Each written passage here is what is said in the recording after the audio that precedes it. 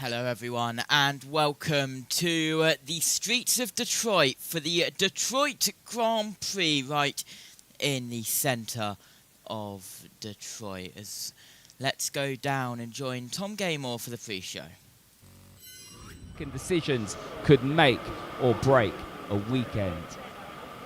Now, it wasn't Alex Palou on your screens who starred in qualifying. It was Andretti Global who showcased their street course speed, with Colton Herta securing his second consecutive pole position at this circuit and his teammate Carl Kirkwood starting third. Series leader Alex Palou starting from 6th on the grid. Well, he won from 8th around St.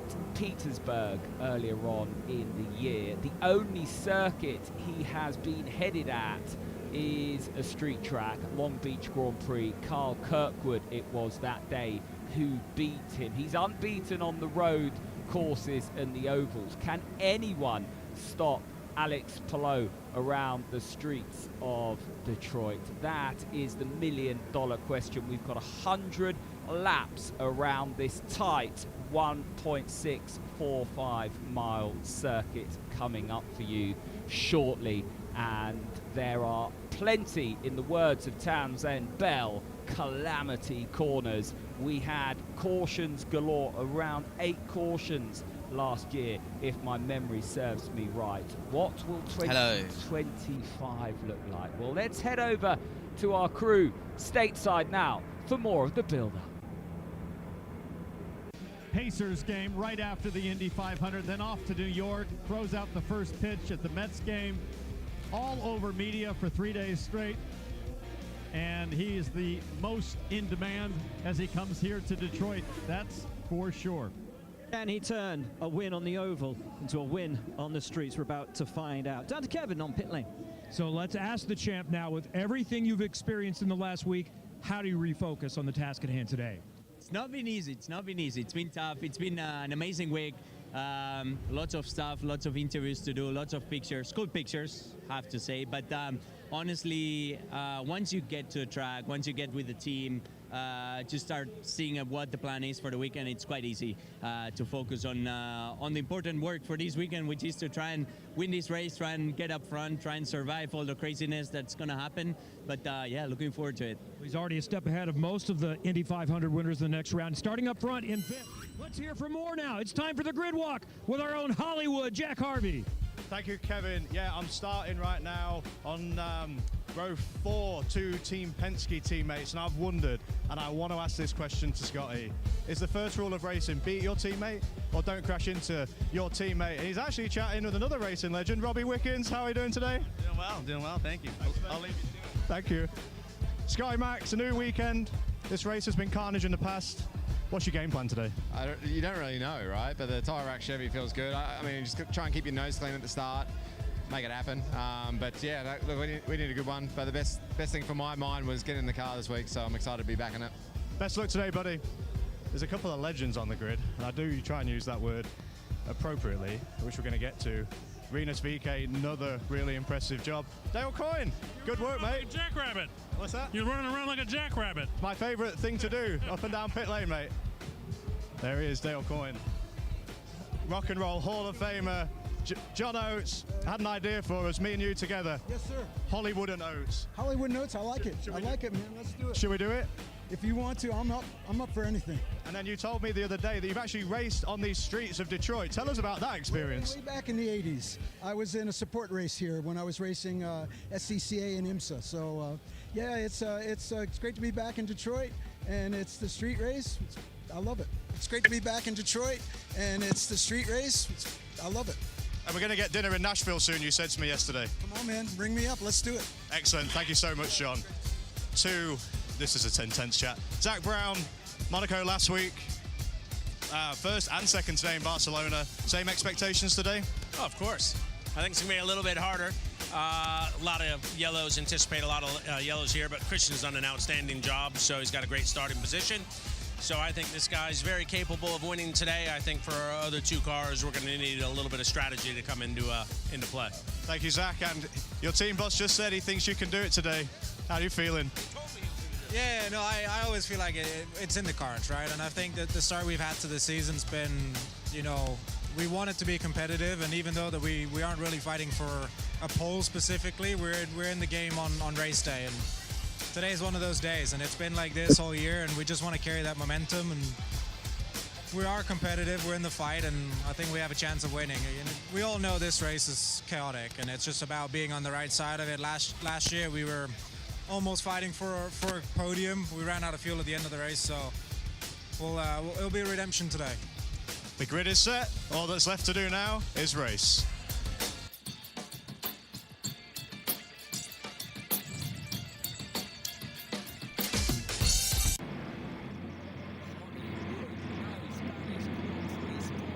And hello to everybody as well on YouTube. My thanks to JT for introing. We've just come off here. Here we are gearing up for all the action from downtown Detroit. Now, the first thing to talk about is Andretti dominance around the street circuits so far, especially since the Hertha.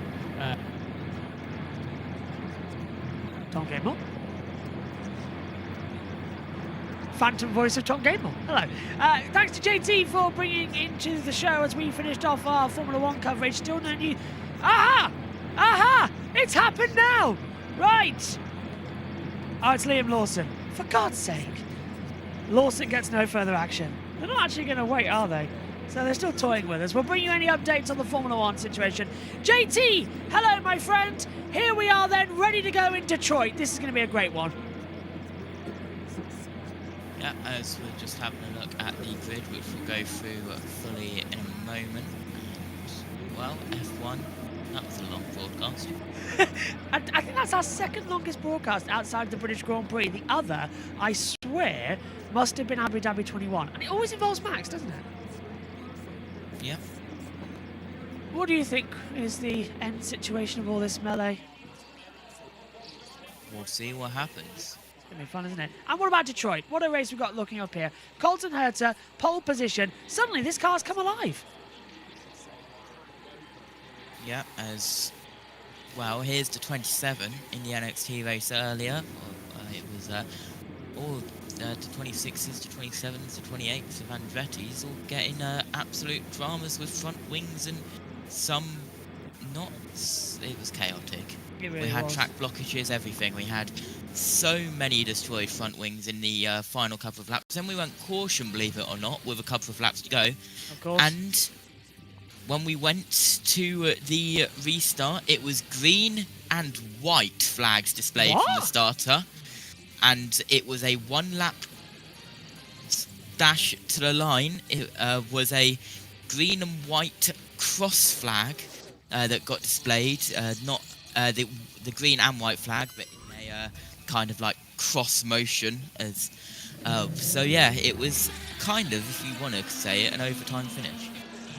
It does sound like it, doesn't it? Oh, that is a new one on me. Overtime finish with green, white, checkered. Let's have a word, though, down with James Hinchcliffe. Just completely switch your life, even though I love racing, right? Like, that's my total passion. Kind of being able to disconnect from racing, whereas if you're in Indianapolis, the whole town is racing. Exactly, exactly. You go from doing maybe one of the most stressful things that you can do in this world, right? Oh, no! Huge impact.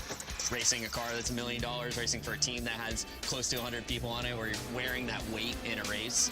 Incredible performance from the young Floridian. Nothing has rattled him so far in his IndyCar career. When you get out of cell range, you're fishing, you're diving, you're completely disconnected away from racing and the outside social world. Because it was the exact opposite of the racing. It is. It's There's slow, no noise. It's quiet. You're the outsider kind of observing this other world. There's no bodies of water like this. What's the biggest fish in your racing career that you still want to catch? It's between the 500 and the championship. Can you rank those? You are never satisfied in racing unless you win absolutely everything. If you win the 500 and then you show up the next weekend and finish 9th, you're going to be upset. Yeah. So it's a double-edged sword. You're always just trying to win everything.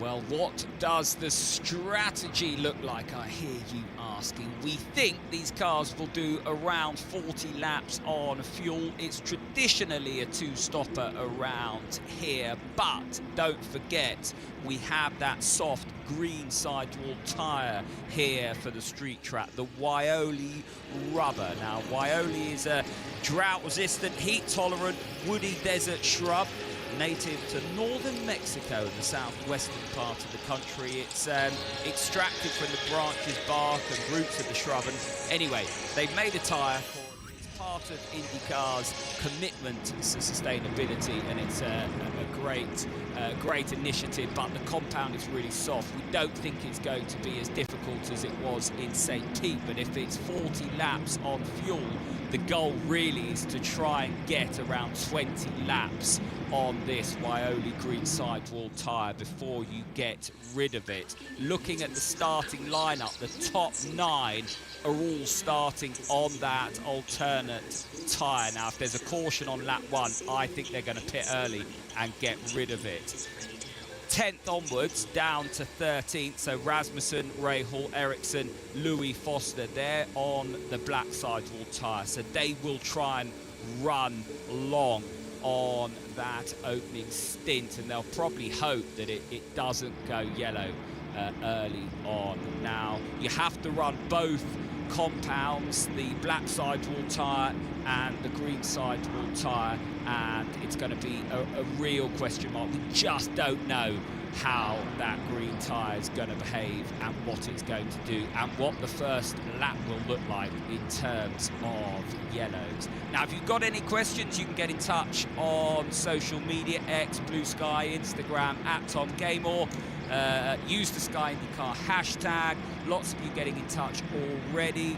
Paul saying he missed the Indy 500. Any chance of a shout out for Cora, Lindsay and myself? Well, there you go. We've got Dino watching on as well as Archie O'Reilly from Die Bomb, doing some really good work around IndyCar. If you're into your IndyCar, one site that you can go and look at things at there. Scotty Mack and Team Penske, well, their headache and controversy from the Indy 500 continues here at Detroit. They've got obviously no Tim Cindric, Ron Rzuski and Carl Moyer. They are gone, and they are sharing this weekend with IMSA, of course, Porsche race in that, and Penske. So bit of a headache for Team Penske. They got lots to do in terms of replacing that leadership team and also the inner workings. So keep an eye on that.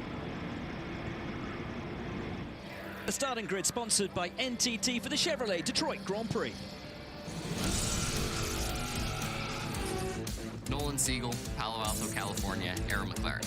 Stingray Rob, Pitt, Idaho, Huncos Hollinger Racing. Connor Daly from Noblesville, Indiana, and I drive for Huncos Hollinger Racing. Joseph Newgarden, Nashville, Tennessee, Team Penske. Devon DeFrancesco, Toronto, Ontario, Rahal Letterman Lanigan Racing. Robert Schwartzman, born in Israel, Tel Aviv, Racing Team Bremer Racing. Santino Ferrucci, Woodbury, Connecticut, AJ Foyt Racing.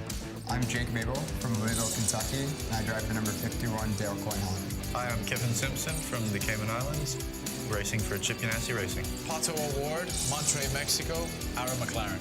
I'm Callum Wylow, I'm from Cambridge in the UK, and I race for Prema. I'm Scott Dixon, driving the number 9 PNC Bank Honda from Auckland, New Zealand, Chip Ganassi Racing. Alexander Rossi, Nevada City, California, Ed Carpenter Racing. Felix Rosenquist, Värnamo, Sweden, Meyershank Racing. Louis Foster, Odium, England, Rahal Letterman Lanigan Racing. Marcus Ericsson, Kumla, Sweden, and Reddy Global. Graham Rahal, Columbus, Ohio, Rahal Letterman Lanigan Racing. Christian Rasmussen, I'm from Copenhagen, Denmark, and I race for Ed Carpenter Racing. Marcus Armstrong, Christchurch, New Zealand, Meyershank Racing. Will Power, Toowoomba, Queensland, Australia, and I drive for Team Penske. Scott McLaughlin, Christchurch, New Zealand, captain of the 33s, driver of the number 3 Team Penske race car. Rinus VK, Hoofddorp, the Netherlands, number 18 Honda for Dale Coyne Racing. Hello, I'm Alex Palou. I'm from Barcelona, Spain, and I drive the number 10 DHL Honda for Chip Ganassi Racing. I'm Christian Lundgaard from Vejle, Denmark, and I race for Arrow McLaren. I'm Kyle Kirkwood from Jupiter, Florida, racing for Andretti Global in the number 27 Honda. I'm David Malukas, grown up in Chicago, Illinois, driver of the number 4 with AJ Foyt Racing. I'm Colton Herta from Valencia, California, driver of the number 26 Cambridge Honda for Andretti Global. Well, that is your grid on the streets of Detroit as we send you down trackside. Race fans, it's time for those most famous words in motorsports. Here to give the command, please welcome President of General Motors, Mark Royce. Live from the Motor City, drivers, start your engines. Command has been given.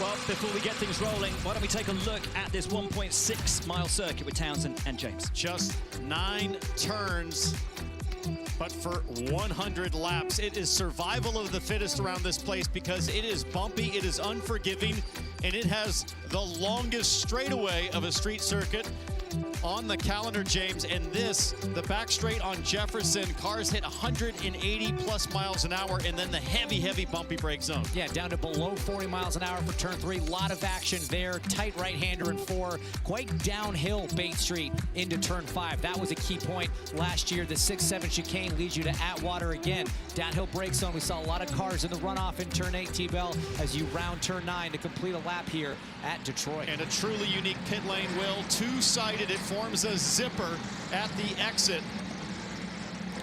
Most certainly does, and as the cars take to the track, they look distinctly different to those that we had just 1 week ago as we take a look at the Dallara cutaway car. Yeah, this week pretty cool. We're going to talk about downforce, namely downforce with the front wing. How do you adjust that on pit lane? Well, your front tire changer reaches over to that T-screw adjuster, counterclockwise adds front wing, clockwise, counterclockwise takes front wing out, and that will adjust front downforce levels. Turbulent air coming off a car in front of you, so you'll look to optimize those settings to get the perfect balance, whether you're up front or in traffic. So from those trimmed out machines hitting plus 230 miles an hour, back to the road and street specification where it is all about downforce, getting those things pushed down onto the track, as much grip as you can possibly have. Down to our pit reporters. Thanks, Will. Guy that I'm looking at today, he seems to be starting pretty out of position. That's Joseph Newgarden. Only managed 24th, hit the wall in qualifying. This season has not gotten off to the start that he was obviously hoping for, that he's used to. So big recovery they really needed here for the number 2. Kevin. Jack, last year Scott Dixon survived the chaos and carnage and had the right strategy to win for the 58th time, his most recent. There's more work to do today after an engine change penalty moved him to 16th. But this race is a lottery, and if they get to the front, he told me a few minutes ago, the car is fast enough. He's starting on the hard Firestone, so he can go long in the first stint. Don't count out Scott Dixon to get to 8 wins of AJ Foyt, the most ever. Georgia Hinneberry.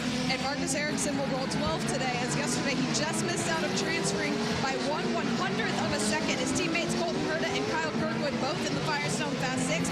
Don't count him out, as he was second here in 2024 and second at the 500 until being penalized to 31st. All 3 Andrettis have looked strong all weekend long, and Ericsson has momentum on his side. Guys.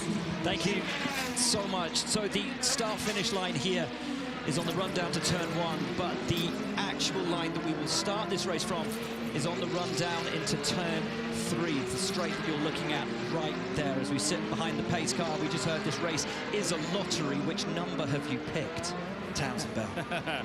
Well, it's going to be determined a lot by the start. Can Colton Herta stay clean with so many looking to make up for qualifying frustrations in that big brake zone down in turn 3, which is the first corner?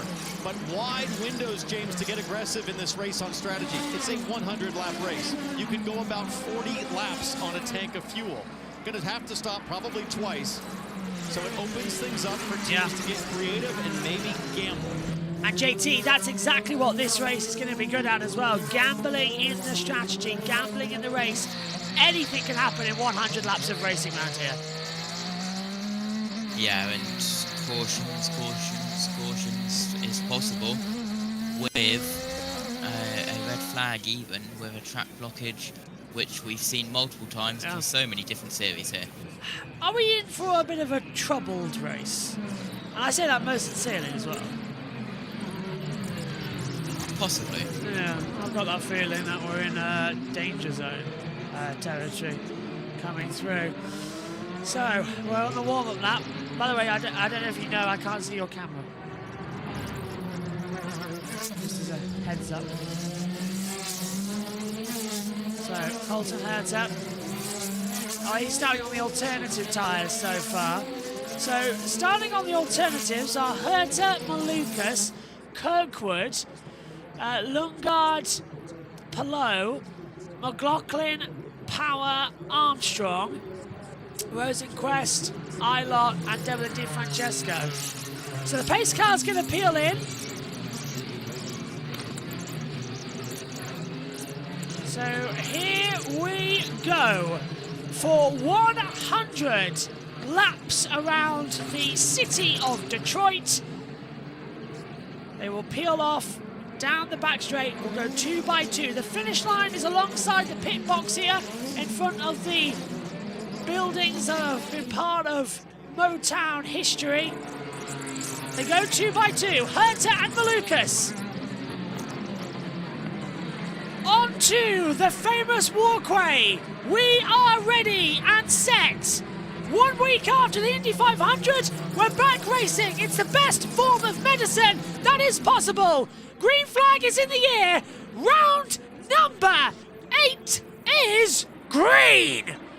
And the Chevrolet Detroit Grand Prix is underway as we come down to turn 1. How long before we get a caution on a normal road course? We're 3 wide into turn 1. Lundgaard throws it out the inside. He takes the lead away from Herta. Kirkwood's in there too as they all get through the hairpin, this time safely. Look at Alex Palou right out the inside line of Carl Kirkwood. The 2 winners this year do battle, and the Siemens car gets forced out wide, and now it's under pressure from Malukas coming round the outside. Oh, and a little bit of tap for the front wing as we come downhill for the first time, JT.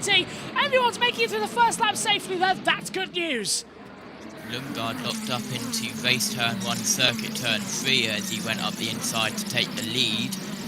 As here we go in towards turns 8 and turns 9 now, and across the actual start line to start lap 2 of 100, even though we've not completed 1 full racing lap.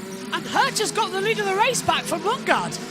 Didn't even spot where that was going on, but Herta leads by 1.3 seconds. Lundgaard second, Palou third, Kirkwood fourth, Malukas fifth, McLaughlin sixth, VK is seventh, Power eighth, ninth for Armstrong, 10th for Rasmussen. And look at that, he's not using all the hybrid power, he's still got some push to pass, but stunning couple of laps and more moves. Palou now getting dive bombed on the inside line as well by Kyle Kirkwood to retake third position.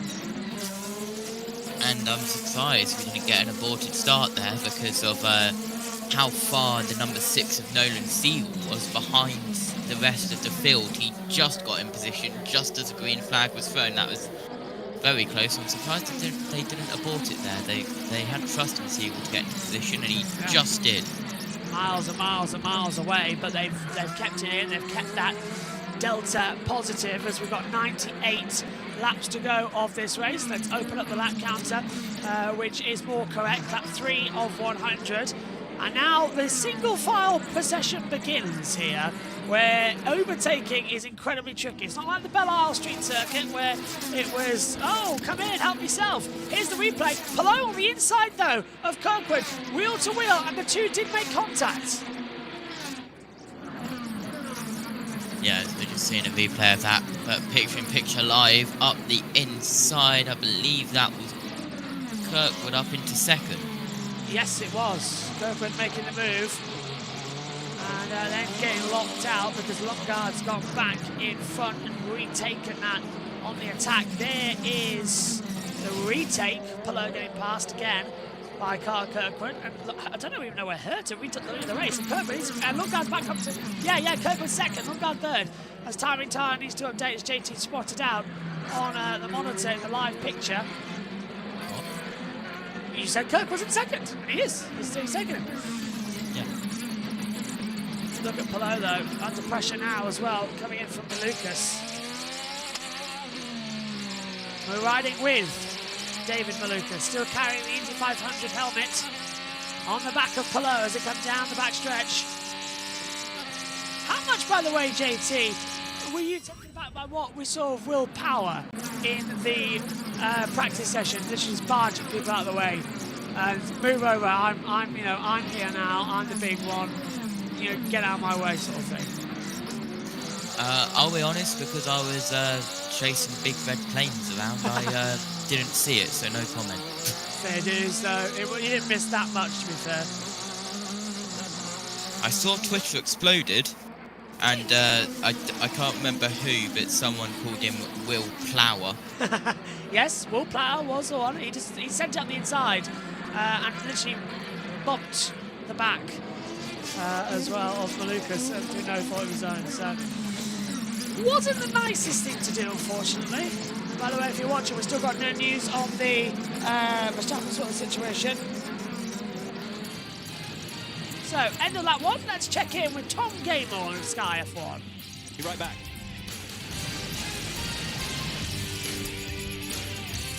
Lap 1, and as T-Bell was saying on the commentary, that is not the best of news for all of those that started on the green Waioli side-walled tyre, the softer tyre, as we ride on board with Pato O'Ward in the Arrow McLaren.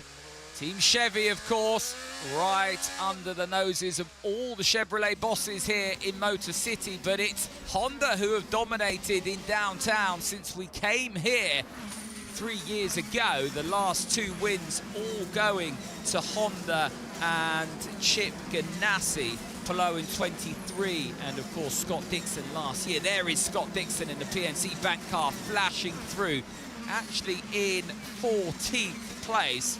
Let's just have a look at where some of our bigger names are. Joseph Newgarden not making any ground. He is still down in 25th. Pato O'Ward has made a couple of places up to 16th. Scott Dixon there in 14th behind Louis Foster, but it's the 2 Andretti cars that lead this race. Both Honda power units, then the first of the Chevys, the Arrow McLaren, the Team Papaya car of Christian Lundgaard. Interesting to see Zach Brown standing with his young Charger. There is a sort of feeling that Christian Lundgaard is growing into the shoes, the opportunity that Arrow McLaren have given him. He's on that sort of crest of a wave, didn't have the best of Indy 500s, but nevertheless his form in that car so far this season, having made the transition across from Rahal Letterman Lanigan, has been nothing short of superb. He's been one of the stars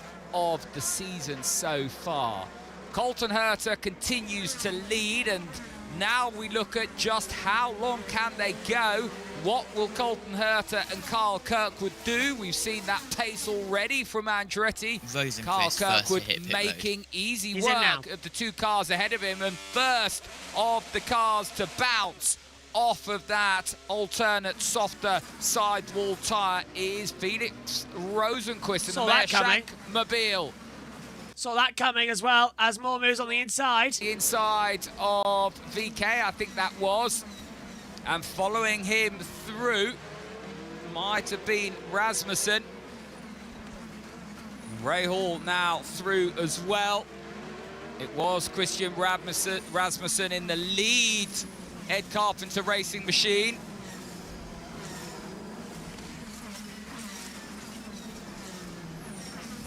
Yeah, we saw that coming, didn't we? As we've got no audio from the track. That's why we're with Tom. And radio between Colton Herta and his pit wall. Well, it's getting a little bit dicey. You saw that was coming. Go on. Pit wall to Herta.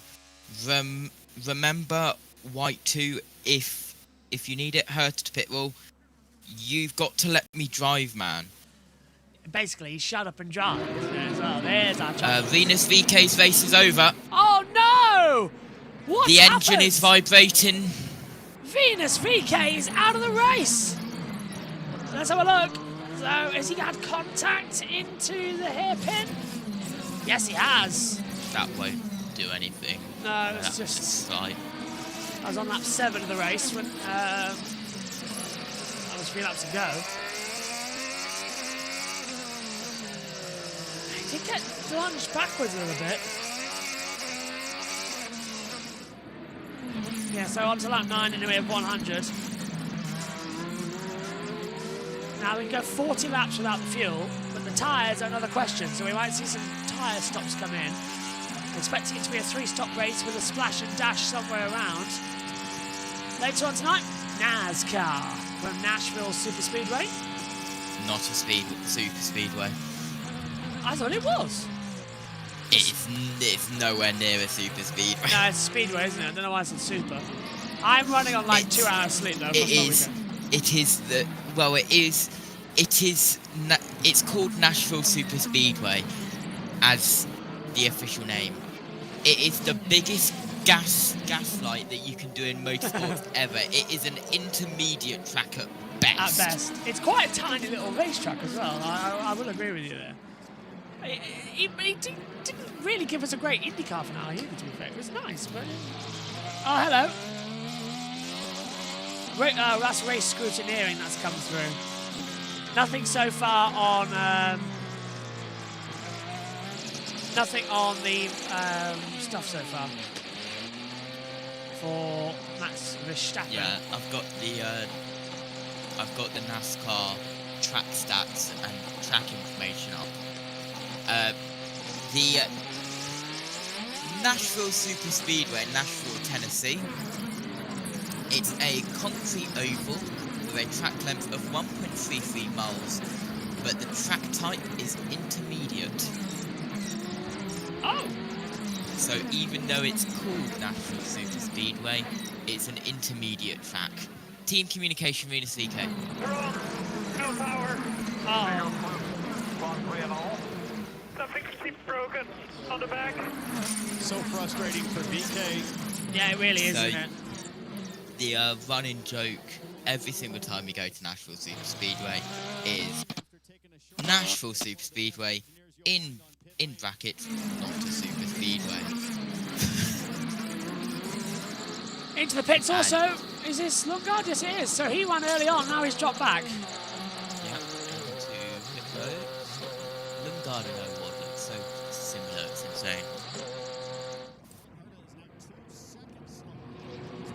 Herta, Kirkwood, Hello, McLaughlin, Power, Rasmussen, Armstrong, Rahal, Ericsson, Foster in the top 10 as they fly by the camera as we pick up Rahal, who has just overtaken Armstrong for 7th place towards turn 3 now.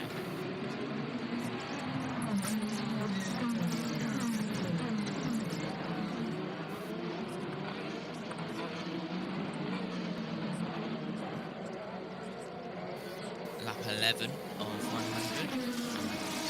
The gap out front still 1 second. Dixon just outside, but here comes from the top 2, Carl Kirkwood down in towards pit road. Pit road. Hard tires on the front of his race car and brand new hard tires on the back, and they both got the and he's out and away. Those tyres. Cheers, Georgia. So Carl Kirkwood still in control. He's got the advantage to do best in a street circuit. Remember last time we were on Detroit at not in Detroit, Long Beach. He dominated, and Herta right now just wants another victory. Do you remember when he won at Belle Isle and everyone was like, oh, he's won at Belle Isle just like he's done. Yes. And then now you're here, and Detroit's his bogey circuit now. But all street circuits are his. Look at what happened in Nashville. Before we moved to the Superspeedway, that was. Race is being dramatic like that as well. On board with the Siemens car of Carl Kirkwood, down to 60 mile per hour. And into the pits has come Colton Herta from Georgia. Jack for me, Townsend, but Kevin, what have you got? Herta is first in onto his marks and just ahead. Alex Palou also comes in. Herta easily wins this race off pit lane. and that's big because the biggest issue for Colton Herta this year has been poor pit stops. Where does Herta get out, though? Yeah, because they've got the rest of the traffic coming through. We're looking for Scotty Mack. He's now leading this race. Herta has dropped right back through the field, JT. He's in a bit of traffic, but he has got just clean air. This might be good for him. Yeah, absolutely. As we are on board with him now as he heads 180 miles per hour, then down. Oh, around the outside! That's around the the outside. Is that Siegel or is that Lundgaard? I can't quite tell which number it is. Siegel, yeah. And he's going for it! On the inside, they're going to make contact at back wheels! Herta gets sent out wide, and through comes Carl Kirkwood! Trying to get back through, and he's through! Pallot's into a bit of pressure as well. Those tyres not up to temperature yet.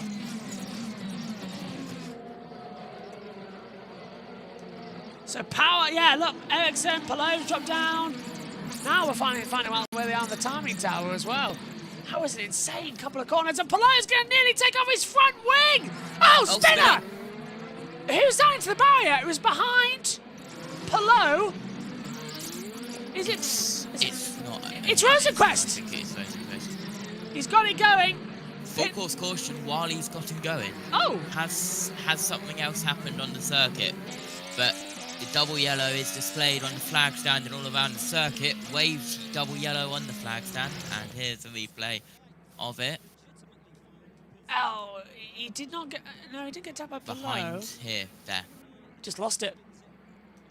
Lock the rear. Let's have a look on board. Oh, he hit the bump, JT, and it just locked him out. Oh, there was another car in, look, alongside him. Who's gone in alongside him? There's a traffic jam. I think just the traffic jam got stuck. Yeah, and that's the reason for the caution. That's well, another caution. Add it to the list. I think that was the reason for the yellow. Yeah. Because the other car nosed into the barrier, but not as hard as others. Pit entry's still closed. But oh, there's a front wing or rear wing. There we go. By the barrier, that's the reason for the yellow. Okay, well, let's head down then to Tom Gaymore as Fox are going to an ad break as well. We're under caution here on lap 15. Tom.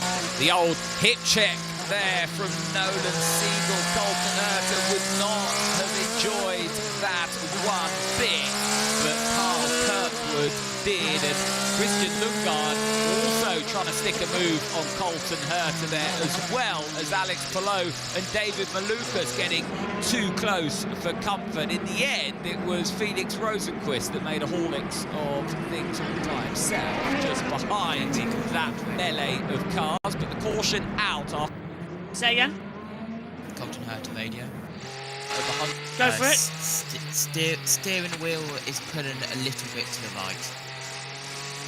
And at this place, that's millimetres that could go into the barrier. Oh dear.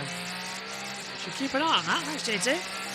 To Christian Lundgaard and Arrow McLaren. So once one had blinked in the front, once Arrow McLaren and Lundgaard made that decision, it forced the hand of everyone else. Now Scotty Mack leaders in behind the safety car into pit lane.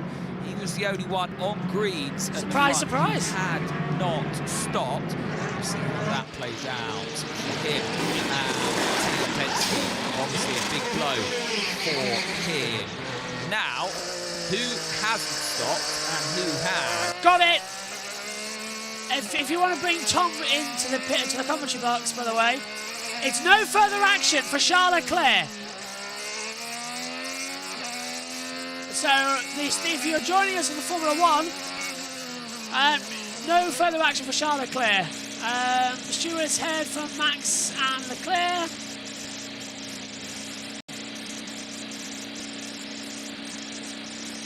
No, yeah, both drivers at fault. No further action. Max still on 11 then. On board a second ago, as we see Meyer Shank. Felix Rosenquist clattered the barrier, so that's why they're having a good look at his rear wing. When we went to the break, I saw and heard Carl Kirkwood clutching it behind the safety car. He was just riding on idle, bringing the clutch in to try and save as much fuel as possible. What will those on the alternate strategy do now? Are they completely out of the 2-stop window? Is it a locked-on 3-stopper for them? If we run green, it is, but obviously run the caution now. We can't predict how many cautions we'll get further down the line, so they're trying to save as much fuel as possible. All of those that haven't stopped on the black side wall tyre, they're going to try and get a full tank out of this, I think. Try and run about 40 laps on that harder tyre. Welcome to the NTT INDYCAR Series Detroit Grand Prix live on Fox. A short recap for you. The leading drivers, Colton Herta, David Malukas, Kyle Kirkwood, Christian Lundgaard, Alex Palou, all started on the soft tyre, fighting for positions over the opening laps. Their soft tyres went off and went off fast, and when they came in to change them onto the primary tyre, they came out behind Nolan Siegel, fighting for position further back in the field, allowed Kirkwood to get past Colton Herta.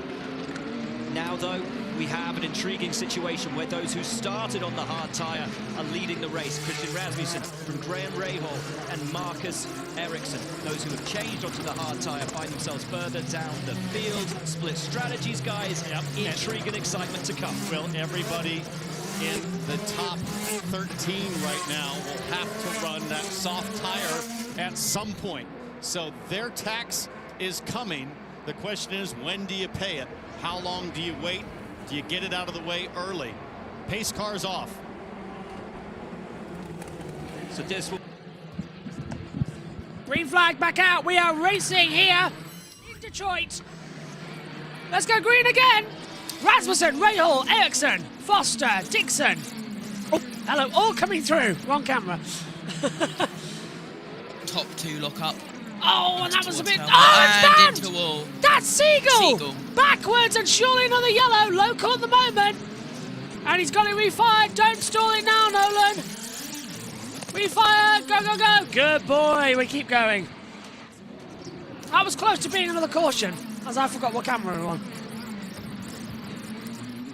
So, restart on. Oh, hello. That's a... What's happened there to the 30? Devlin DeFrancesco's hit the wall. And he's got a broken rear left suspension. So another retirement, adding that to Devlin DeFrancesco. This is on board with Scott McLaughlin. He said there was a lockup. And McLaughlin's completely run into the back of Nolan Siegel. Siegel went flying backwards, JT. Yeah, the stewards aren't going to like that, and the team aren't going to like that. Full course yellow's out. I believe this is for Devlin DeFrancesco. He's lost a wheel. Foster, look at Louis Foster pulling a move on a legend world champion. And there's the tyre for Devlin DeFrancesco that was loose. And it's come on. Is that down Bush Street? I can't quite tell, but yellows are out once more. And that's going to be a suspension, if I'm not mistaken, JT, because it's you know, on a lug nut. The same rules as NASCAR apply. Well, that's a shame. Okay, let's head back up. He's ahead. Not for long. Kirkwood, Herta, Lundgaard, Palou. If a penalty comes his way, all of that hard work undone. Who's got cautions, breed cautions on their INDYCAR car? Nearly, but just about.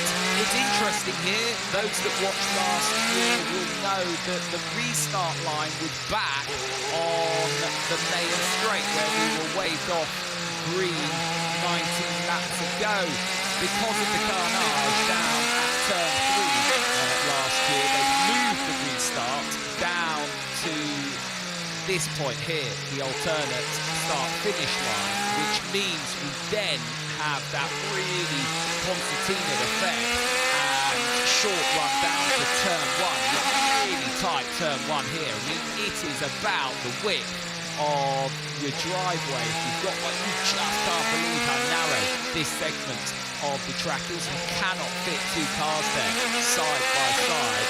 So Scotty Mack, without a doubt, going to get a penalty. That was akin to his teammate, Will Plower, from You hear that too, right? Plower. I heard that as well. Good, good, good. I shot up in my seat there. With that. Just caught out, offline. Nolan Siegel braking where he would normally brake for turn 1, and the Penske man, well, hit the shoulder for Nolan Siegel into the barrier on the right-hand side. Cautions come out for Devin Di Francesco, and that right rear 3 wheels on my wagon. All the while, this is hurting the runners on the black sidewall tyre, because yes, it benefits everyone in terms of the fuel save and the fuel mileage. It's bringing those that stopped early into that 2-stop window, if that's possible later on. The black sidewall runners, well, they want to just keep going and try and eke out an advantage on this stop. Pato O'Ward and Arrow McLaren into pit lane. He is on the black sidewall tyre.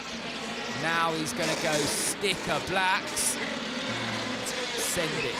Didn't actually work out too bad, as Will Buxton was saying, for Scott McLaughlin. Thought he would hemorrhage a lot more time than he did, but it's such a short pit lane here.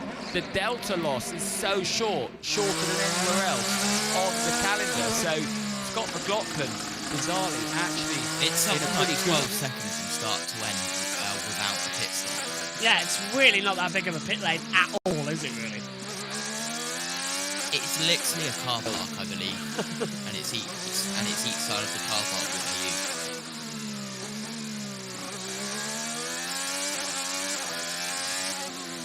I think it's on this site of the old F1 circuit, this place. But I think it could have done so much more. It could have been so much more. Yeah. Most of the field now have changed to the black primary tyres. Only a few on the green, 3 are on the green alternative. Ferrucci, Siegel and VK's out of the race. Go on, JT. Siegel are trying to repair the left rear suspension on that car. They're trying to do a suspension repair live on pit road. That's brave. It's doable, but he'll go a couple of laps down. He'll hope to get the wave bar to go through, which is still a thing in IndyCar as well.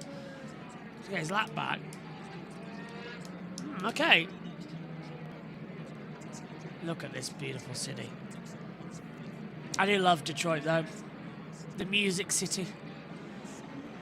How many jokes can we get in, by the way, about Motown things this year?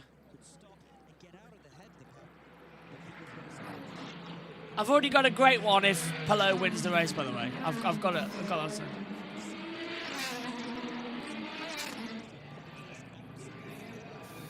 Oh yeah, JT, haven't you noticed it? One to go.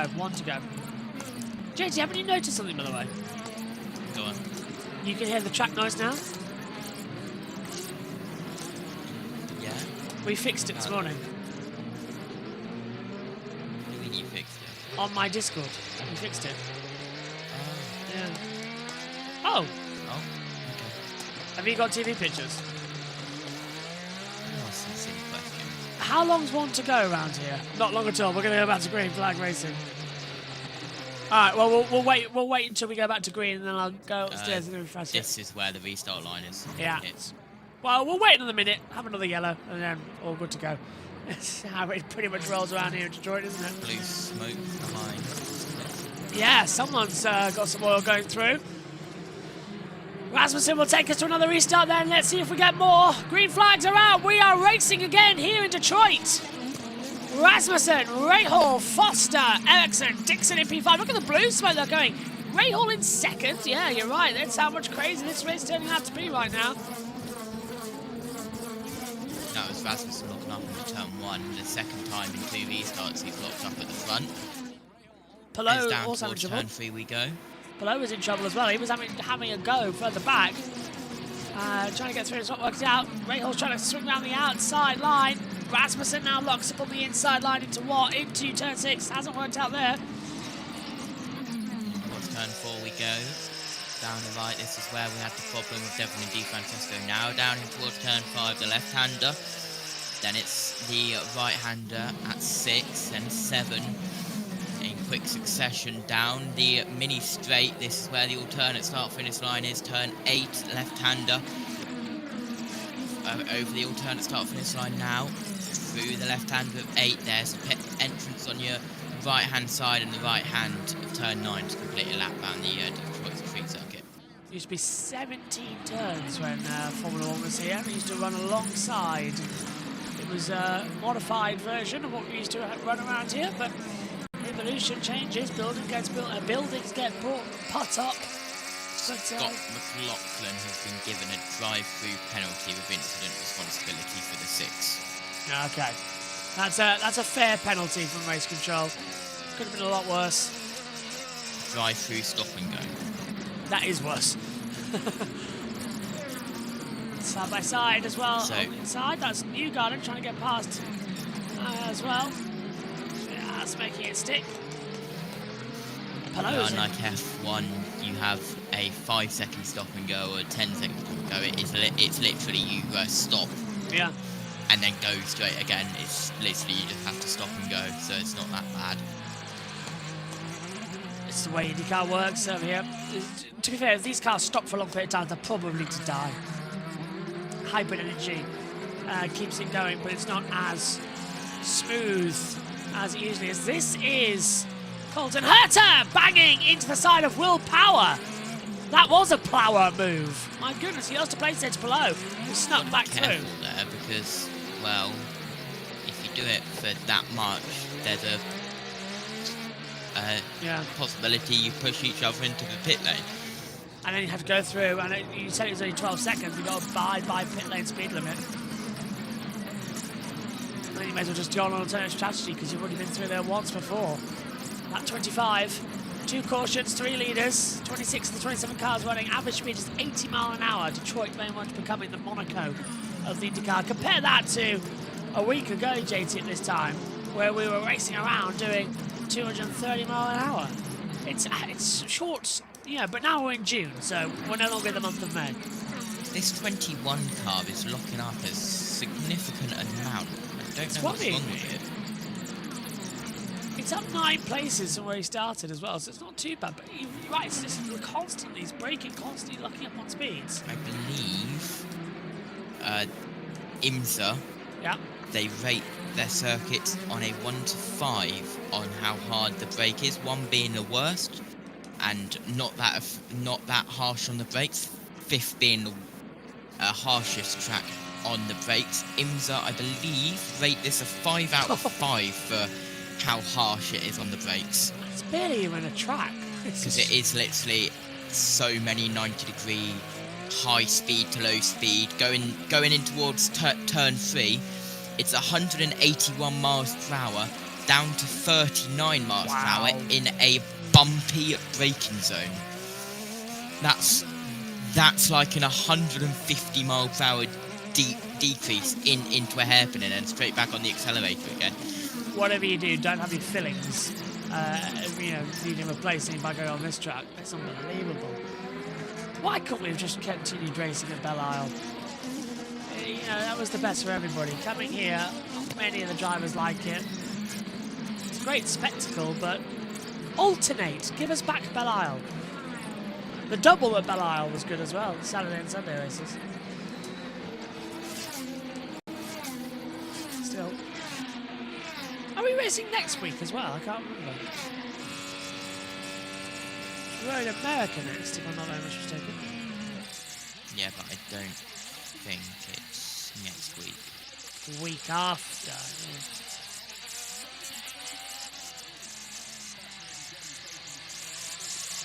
Yeah. Okay, just hearing some information from Race Control as well. They are not happy. Wait, no, it's Gateway next. Oh, Oval. Oh, wow, okay. Gateway's moved a bit earlier on in the year. Gateway 15th of June, Le Mans weekend. Of course, it's Le Mans weekend. Oh, yeah, I'm not doing it, am I? But it starts at 8 p.m. Eastern, which is 1 a.m. Monday for us. Yeah. I remember I'm not on that one. Probably automatically takes me out of that one. Oh, takes me out too. So.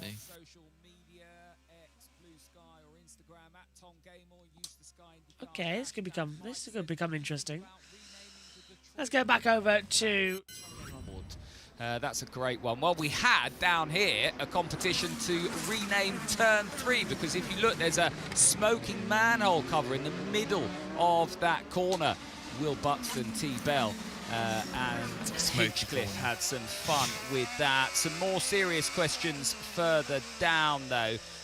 Last lap Peter saying, the mandatory tyre rule from the Indy GP, is that still in place? No, if you watch the Indy GP, that was a road course. They said you have to run both compounds twice. That was just an experiment for the road courses. We don't know if we'll run it again on the road courses yet, but for the street course, it just wouldn't work with the alternate tyre as soft as it is at the moment.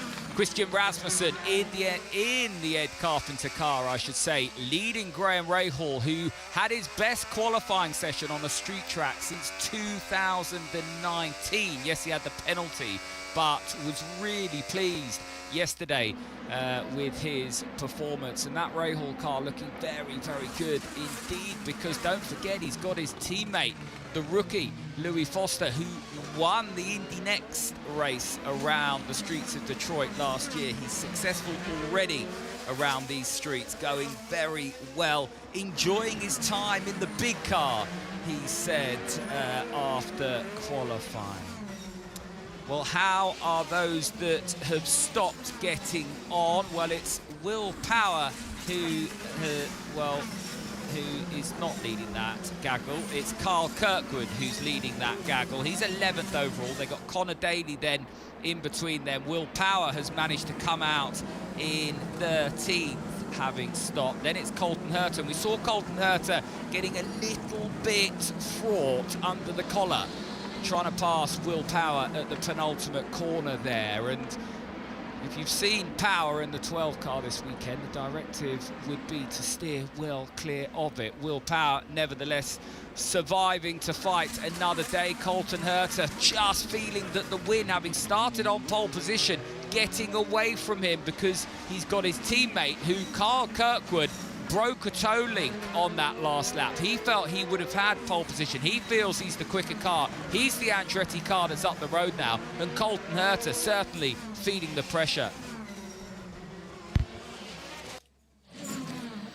So, all set then, at 31 of 100. And it's Christian Rasmussen leading. Most laps led this year in a normal race that hasn't been Alex Palou for a while. Isn't that nice to hear?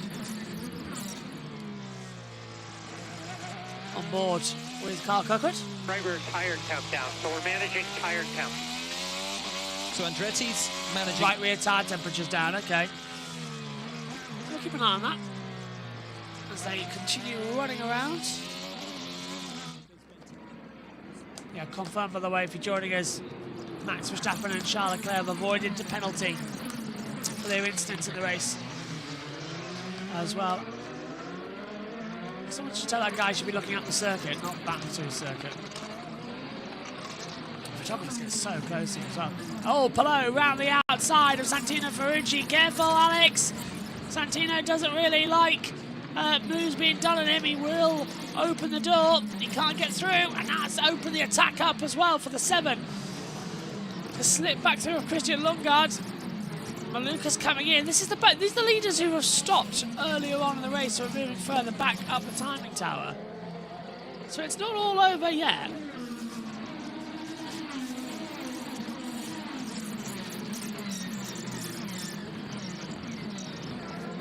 Yeah, it's a good race so far.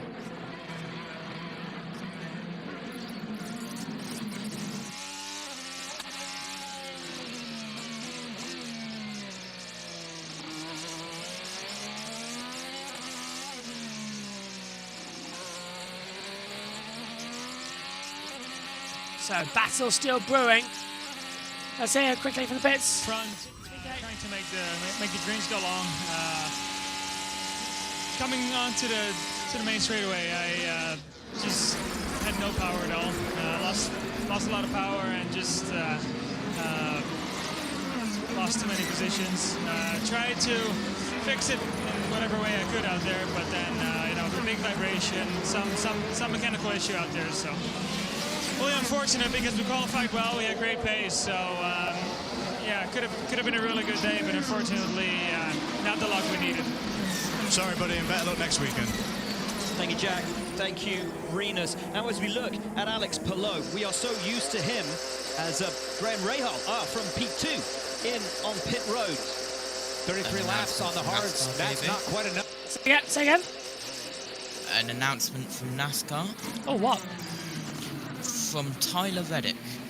Well, the secret is out. At 2:20 a.m. on the 25th of May, we welcome the newest addition to the Reddick family. Everyone meet rookie George Reddick. And the household has now become a family of 4. Oh. Good news stories. That's what we need. NASCAR Chasm has responded. The world becomes a better place with each additional Reddick. Yeah. That could be also a thing. Tom. Sorry. Contention, 20 seconds as it... Go on, JT, finish. NASCAR Chasm has posted a photo of Joey Logano on his phone, on a phone call outside his team hospitality truck. NASCAR Chasm says, "Honor the phone device in a plan to make a thimble full of fuel last 16 overtimes." No more thimbles. I hate thimbles. Pit road. Graham Rahal. Rahal's in trouble! So often we see this. What is it? It's a wheel nut that's locked on, I think, on the right rear. There's 1 or 2 teams that have been having this issue so far this weekend. Devlin Di Francesco stop and go for causing an one of the cars, yellow. I think it was Christian Rasmussen with that issue, and this is now a disaster for the Rahal Letterman Lanigan squad. For Graham Rahal, he now will be dropping like a stone. Came in on lap 34. Rasmussen stays out, so he's about 6 laps shy of where you would want to be. I don't know if he was looking for the undercut. The undercut is going to be powerful here around the streets of Detroit. But nevertheless, Rasmussen and Louis Foster, they don't need to react because Graham Rahal now has that problem and he's not going to be a threat on the undercut. It's the top 6 that haven't stopped. Rasmussen, Foster, Ericsson, Scott Dixon, Alexander Rossi, and Kiffin Simpson. And we're just looking now to see how far they go. They will want to minimise the time that they go on that green sidewall tyre. And I think they will go on to that green sidewall tyre next. It would be very interesting to see anyone run it at the end. As trends go in IndyCar, they don't tend to run the weaker tyre at the end of the stint just because you could be heavily compromised if it dropped off in terms of outright pace. And that first group that stopped, well, they only went sort of just over a dozen laps on that green sidewall tyre. 20 will be the target. So when does Rasmussen, Foster, Dixon, Rossi and Simpson pit?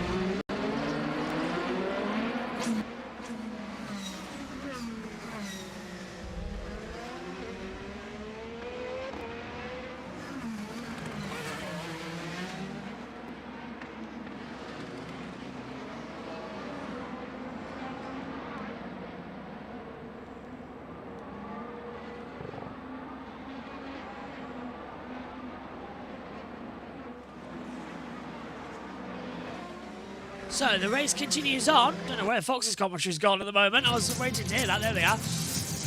As the racing goes on, Louis Foster, the rookie, is now leading Rahal pit road.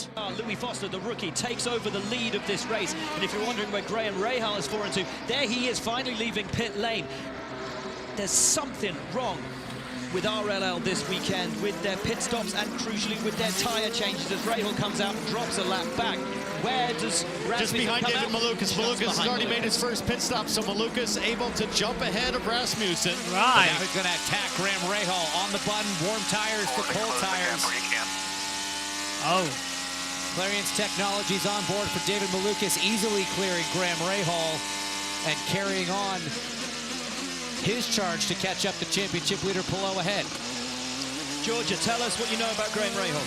Well, I know that he came in for a pit stop and everything seemed to be okay, but as soon as he pulled out of pit lane, he radioed to the team and asked if his right rear tire was on all the way. So the nut did not get tightened all the way, and then originally got jammed. So he made it back in, but they could not get the right rear tire off. So Graham Rahal down a lap. He was in absolute disbelief, especially with the speed that they Dixon had. leads. Thanks, Georgia. Louis Foster slightly slow to get away. Yeah, and now there's more moves going on in the middle pack as well, so they're all just sort of swapping and changing as this race goes on. Foster still in the pit lane, still trying to find some traction, but Dixon leads, Simpson, Kirkwood, Power, Foster back in, now he comes out, exiting pit lane.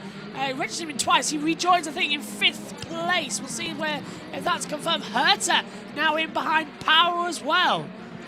So a good restart so far for the first of the green flag pit stop runs here at Detroit. Go 40 laps of fuel, that's what we're having, so fuel now becomes the critical. 38 laps they've done on these tyre well, yeah, 38 laps they've done, so 37, Dixon hasn't stopped yet, neither has Simpson. I'm trying to find where the pit interval is on the board, but it's not actually telling me how many times they've stopped, so we shall adjust that as we go. With our new timing tower that we're getting access to this weekend. Doesn't seem to be a run around either.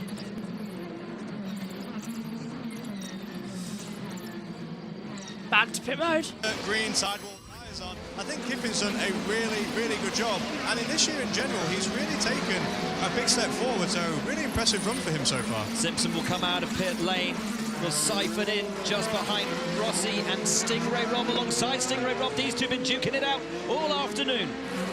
And even with massive fuel save as Stingray easily clears the number 8 of Kiffin Simpson, he still wasn't able to do what Dixon, to say just do what Dixon does, T-Bell. That's a really easy thing to say. That's a really difficult thing to do. Very much so, as Dixon is still out. We'll ride on. Oh, Dixon's not leaving the pit lane yet. He's still out there.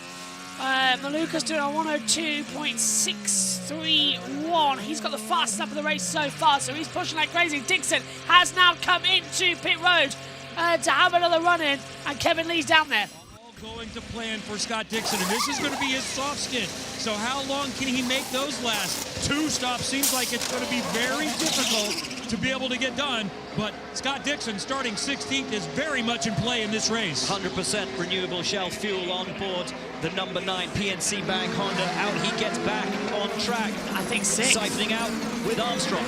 And his team will be reminding him, see if you can take care of these softs. If you can do 20 laps, you'll be able to make it on one more stop. Dixon onto the back straightaway. It's the big question here.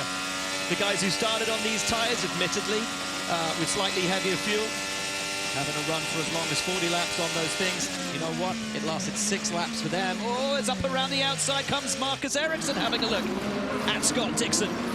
Meanwhile, behind them, Scott McLaughlin and Alex Rossi side by side through turn 3. A little bit of crossover here on some of the tire life.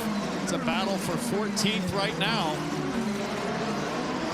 But with everybody who started on the hards having transitioned either over onto the softs or a second set of the hards, Kirkwood takes over at the lead of the pack. And look at Will Power finding himself back in the mix, as he always seems to do around this circuit, from Herta, Palou, Malukas, your top 5. And all those cautions that we had, caution laps, I should say, the 2 caution periods really helped Kirkwood, Power, Herta save some precious fuel and try to get to that lap 60 mark and get it home on one more pit stop. But I tell you what, those guys who started on the hard, Rasmussen, he's currently sitting 6th on that soft tire. He is still in play, as is Louis Foster in 8th on the soft. This is going to be fascinating to see how this plays out.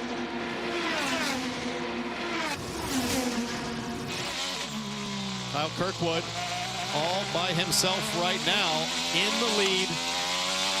And what's so funny is right behind him, Will Power. These two had a bit of an issue in practice. Oh, didn't they just? When they were lined up on track, just like this. Will Power getting into the back of Kyle Kirkwood, Siemens machine. Not happy with him driving slow on the racing line in practice. I mean, he was doing about 100 miles an hour less than he is right now. It was a wild moment. Kyle Kirkwood said, easily the craziest thing I've ever seen or felt in my racing career. Let's take a quick look back to Friday. first practice, and Will Power wants clean racetrack. So does Kyle Kirkwood. Kirkwood's like, dude, wait your turn Of course to they're start a showing lap. it when my TV picks has gone down. I'm on my way to fix it. Throttle pushing him up through past David Malukas there on the left. And look at Kirkwood trying to hang on to the thing as the 12 of Power was trying to get by. Talked about it afterwards, even below making fun of the onboard. Power trying to explain the logic, and Kirkwood's just shaking his head like, dude, there's nothing but crazy in that story. No logic there. Kirkwood, who came up with the new name for the number 12 driver, Will Plower. After that, it is Kirkwood and Power once again, P1, P2, wouldn't you know it?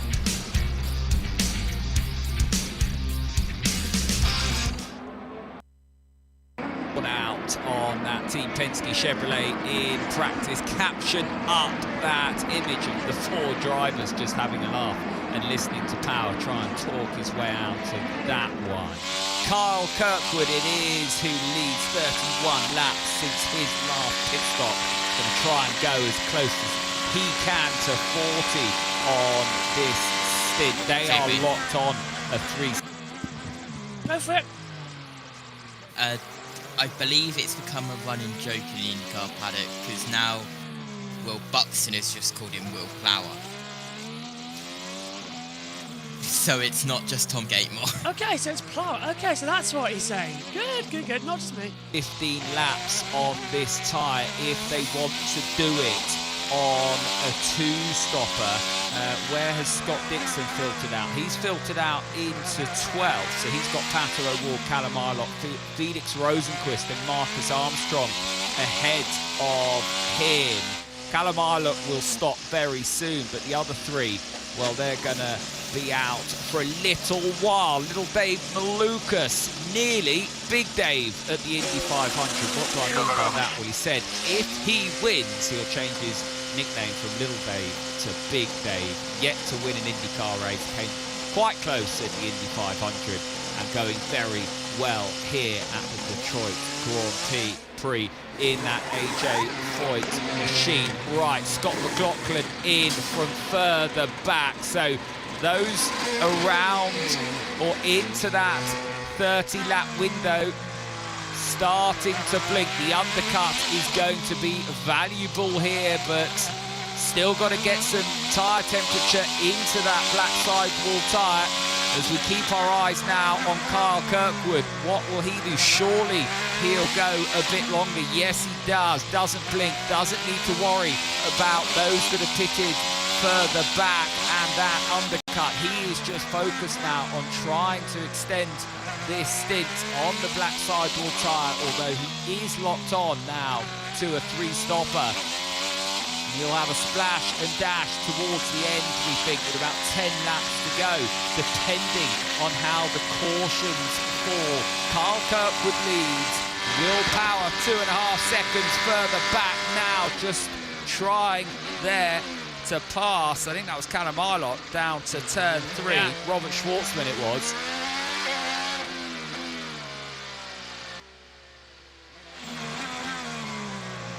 Welcome to the NTT IndyCar Series Detroit Grand Prix live on Fox. We ride on board with race leader Kyle Kirkwood, but all may not be well as he rolled down the back straight on the run down to 3.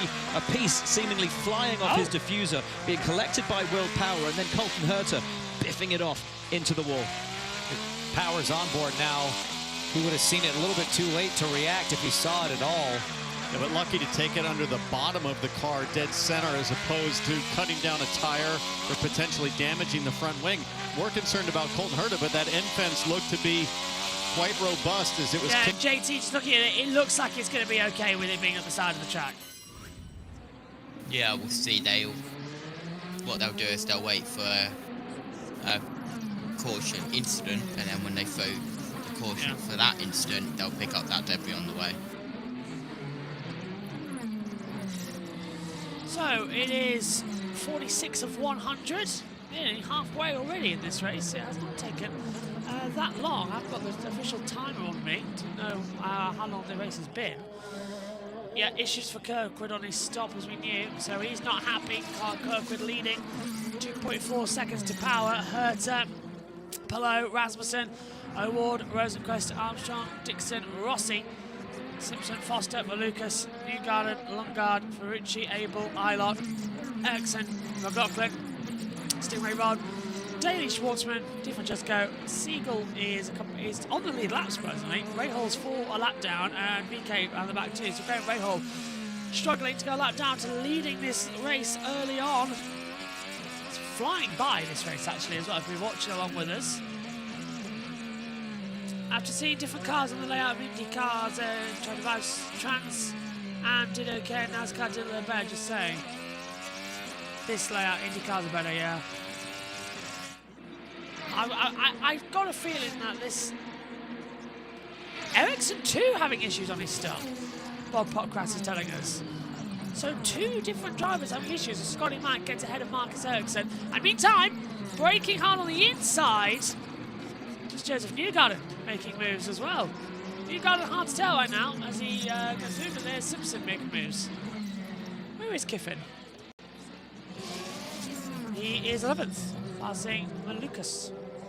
And there is Dixon. So, yeah, Rasmussen boxing, by the way. Rasmussen now coming into the pit lane. Dixon set a new personal best that time by.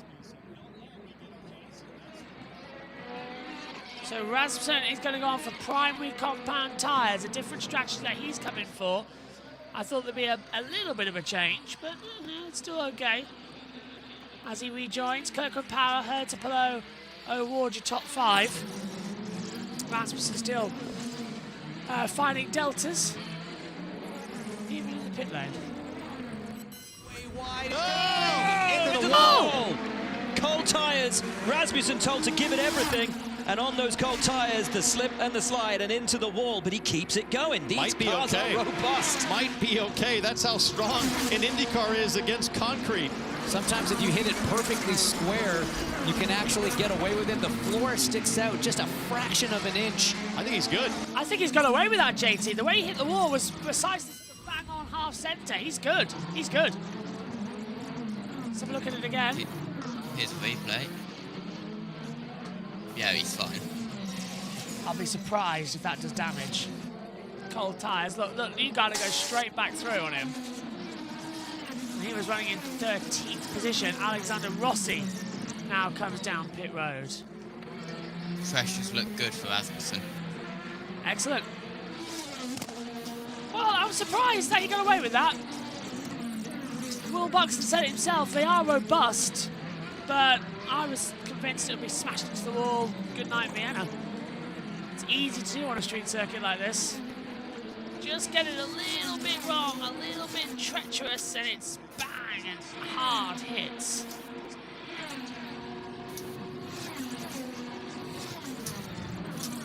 Still not a bad circuit. Foster in 13th now is running behind Christian Rasmussen in the 21. And behind them, you've got Santina Ferrucci, pit road for Power. Palou has more difficult entrance. He has to go around the 12 pit crew. They have the preferred spot, an easy exit. Power is going to win this race off pit road. They still have one more stop. So here's the play, guys. 50 laps to go. You can't make that on fuel. This is a 3-stop race. Unless they get caution, that's what they'll be banking on as Alex Palou is down and away. Fuel is around 34 to 36 laps around here. So no wonder they needed to take a different approach to this. They're not going to make it anywhere near. Try and check social media about this situation as well from our race control information. Data's, yeah, it's going to be a two-stopper. And in comes Kirkwood and Herta then, okay. So they're going to dive in once more. Now Herta has an advantage here because his pit box on the opposite side, so this should be good. Let's go down pit road. And Scott McLaughlin, as race leader Kyle Kirkwood comes into the pits and to Georgia. Kyle Kirkwood, a street course ace. All 3 of his wins come on it. They're going to do the same strategy. The scum front with the brand new rear primary tires. Kevin.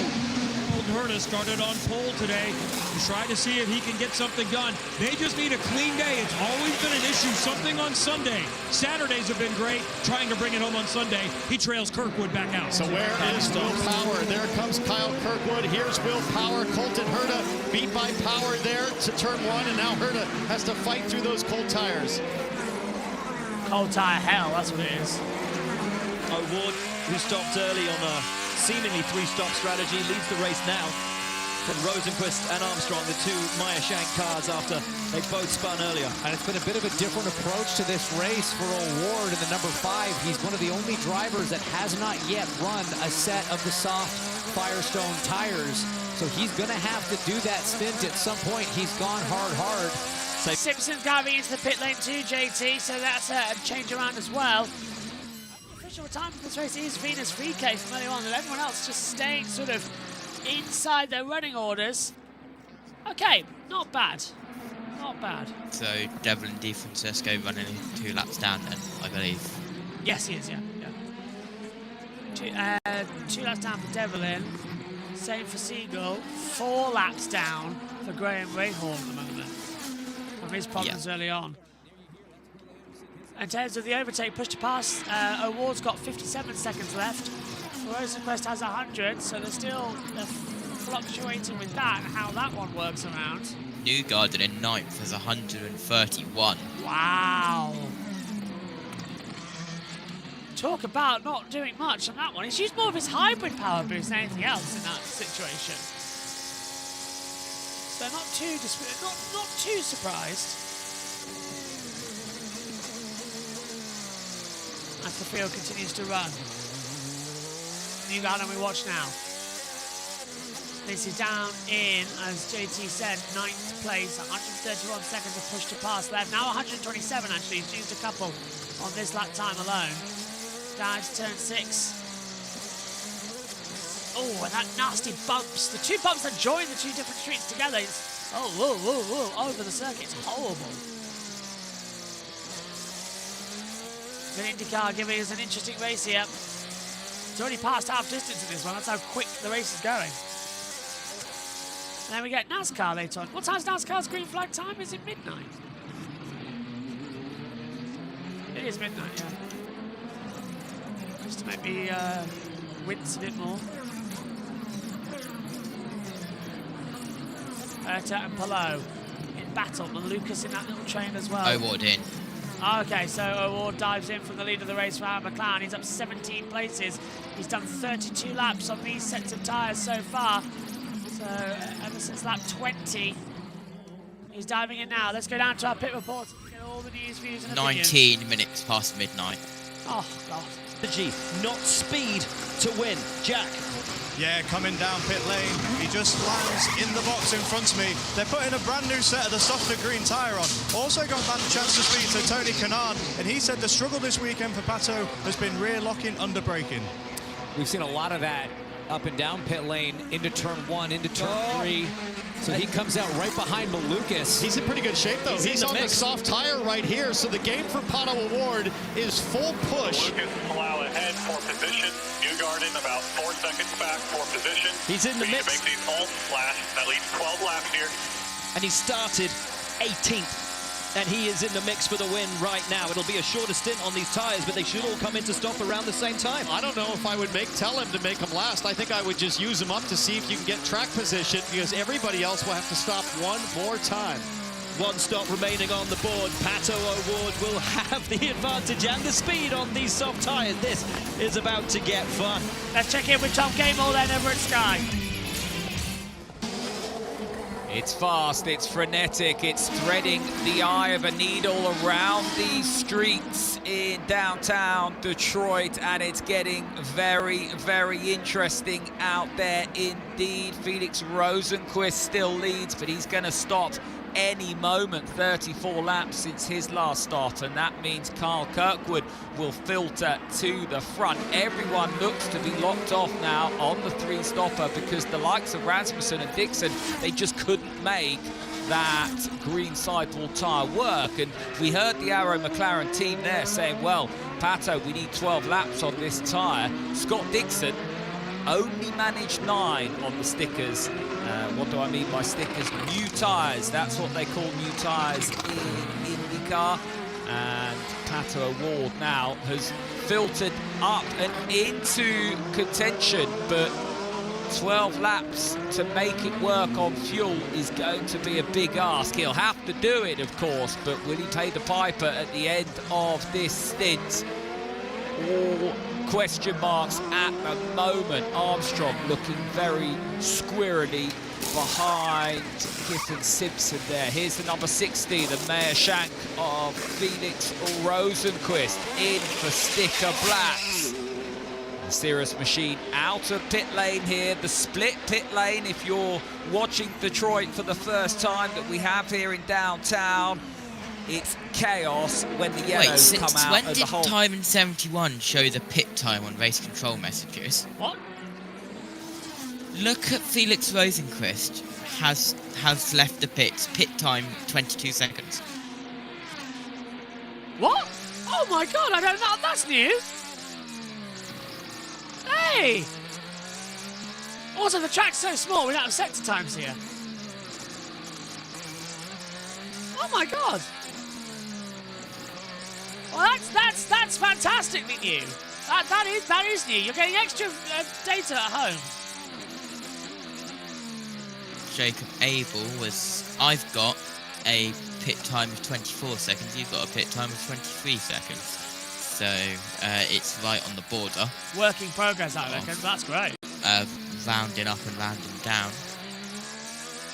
I like that. I like it. That's good news. So Carter Kirkwood leads this race. Power in second, Hertz third, Palou fourth, Malukas in fifth. As Award takes sixth position. Oh, there's a move going on there. Was that? I couldn't quite tell the background as Fox come back from an ad break. We want to keep the right rear tire count down, so we're managing tire count.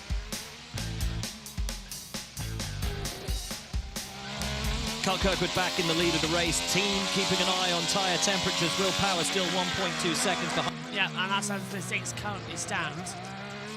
1.5 seconds Kirkwood's got at the moment, so he's pushing that gap away at the front. See, this is what it's like. This is the more action, the more fun race that we like to see, and the slipstream battles between the two. But this race is coming alive, just ever so slightly. I've got a feeling we're in for an interesting run. Okay, back down, Fox. You can run longer than that if you're Kyle Kirkwood, but then you run the risk of somebody else pitting at lap 65, and then if a caution comes out, pits are closed, and once they open, you're going to go all the way to the back. So that's going to be the game here as we get closer to the final stop window for everyone. And Award is starting to push that last lap of 1 minute 2.7. Compare that to the drivers ahead of him. Malukas in the late 1 minute 3s. Everybody ahead of him, the 1 minute 4s. So Award with a good second and a half advantage if he can make that work when he catches the cars ahead of him. Yeah, the question is, can he make the pass? The great thing here about Detroit is you can make passes. Let's listen to a little radio. Every additional lap we get on the alt is less fuel saved for the last prime stint. Yeah, so they're trying to minimize the number of laps that they need to use that final stint because it just gives you more fuel. 34 laps was kind of the target, but that's with a little bit of a fuel save. Another probably lap here. Otto Award is going to be right in the draft of David Malukas, and that's a real debate as a driver. Team's telling you, hey, save a little gas if you can, it'll help you at the end, but you are hero strong on tires with a chance to make track position. If it were me, I'm going for track position. Yeah, he was 4/10 quicker than David Malukas on that last lap. The gap between them about a second and a half as it stands right now. So a bit between the teeth for Award. But critically, of the top 6 drivers, Award has the least amount of push to pass left. 48 seconds for him. Everyone ahead of him has 50 seconds or more. No changes in the gap. Pace is good. That was Brian Herta talking to Kyle Kirkwood, giving him an update about his pace. Kirkwood looking to win his 4th time on a street circuit. Done it once at Nashville, twice at Long Beach. Yep, and that's the situation as it currently runs. Kirkwood now running in. Power's just 1.2 seconds behind him. We're riding on board as well with Pano. Now we're riding on board with David Malukas. Carl Kirkwood, the race leader now.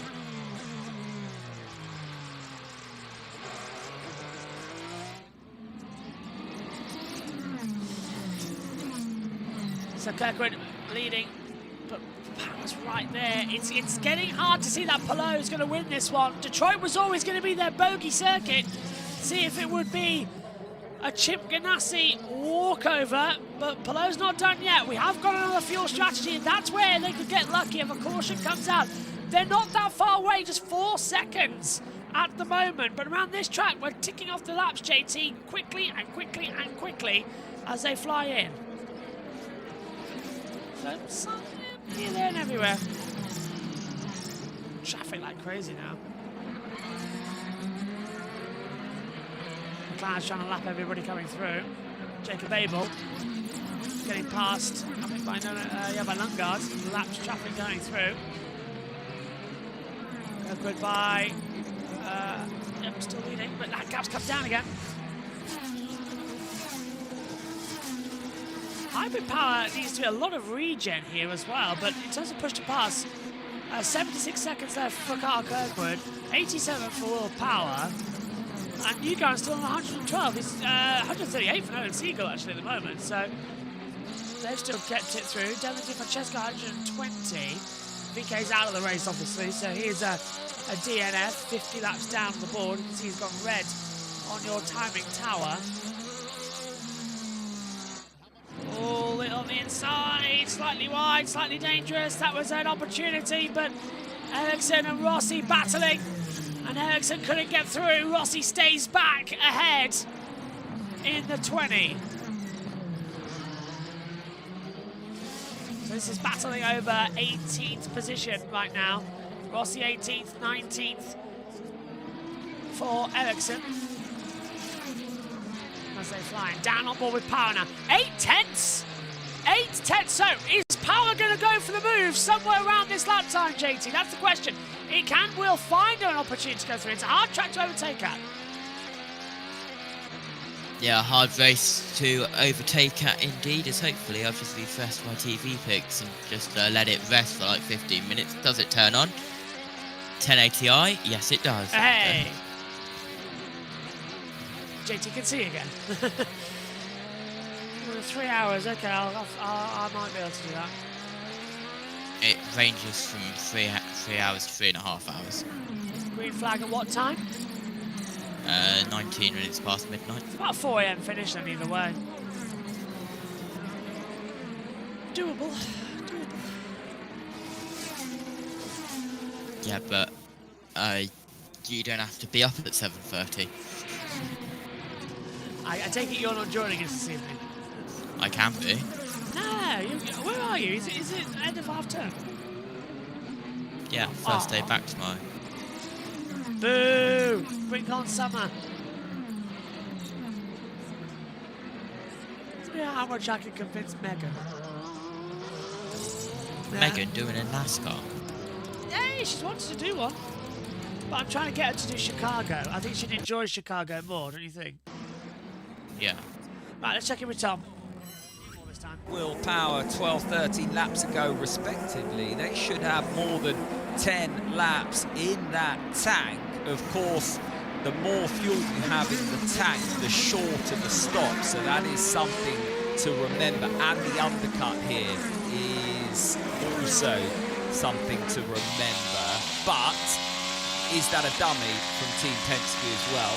The teams will be listening in to each other's radio. So lots of ifs and buts there, but we are certainly shifting very quickly towards the crunch point, the ultimatum in this race, the last sequence of pit stops. As we know, it's tricky in the pit lane here in Detroit, and also we've seen other teams make mistakes, locking wheel nuts, that kind of thing. The adrenaline, the emotion, the nerves, it will all start to be building in pit lane on the benches of the pit wall as well. And for Carl Kirkwood, Will Power, Colton Herta. Well, Herta needs to bridge that gap a little bit. Last time around, he was quicker than Will Power. Let's see what he does this time around and whether or not he brings that gap down a bit. He doesn't really. It stays at around 2.7. Alex Palou doing Palou things just behind. I don't think he's got the ultimate pace of the 3 cars ahead of him, but Palou doing Palou things, as I said, and he'll be there to pick up the pieces if the strategy or the tactics go awry for the cars in front and or there are any mistakes. David Malukas doing a fantastic job in the Foyt machine. Foyt, of course, with that technical alliance that they have with Team Penske this year. And Malukas tipped, very much tipped, to be in the 12 car next year. Will Power has said he's not had any communication with Penske to say that he'll not be in it or that he can't be in it. So that's news to him when those questions were put to him earlier on today. David Malukas, definitely the rumour going around the paddock. Lap 66 of 100.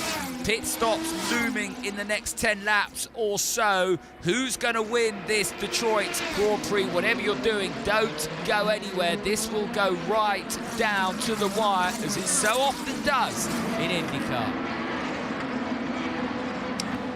Cheers, Tom.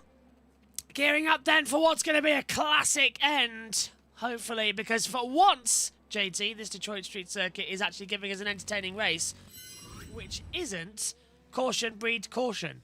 It's actually quite a... It's turned into a surprise. Yeah, we haven't had that many caution for a Detroit race. Not even any people going into the runoff areas at all. I've said it now, but it's alright. We had Di Francesco go wide, but he didn't stop in the runoff area or use the runoff area. He just got off the racing line near the runoff area.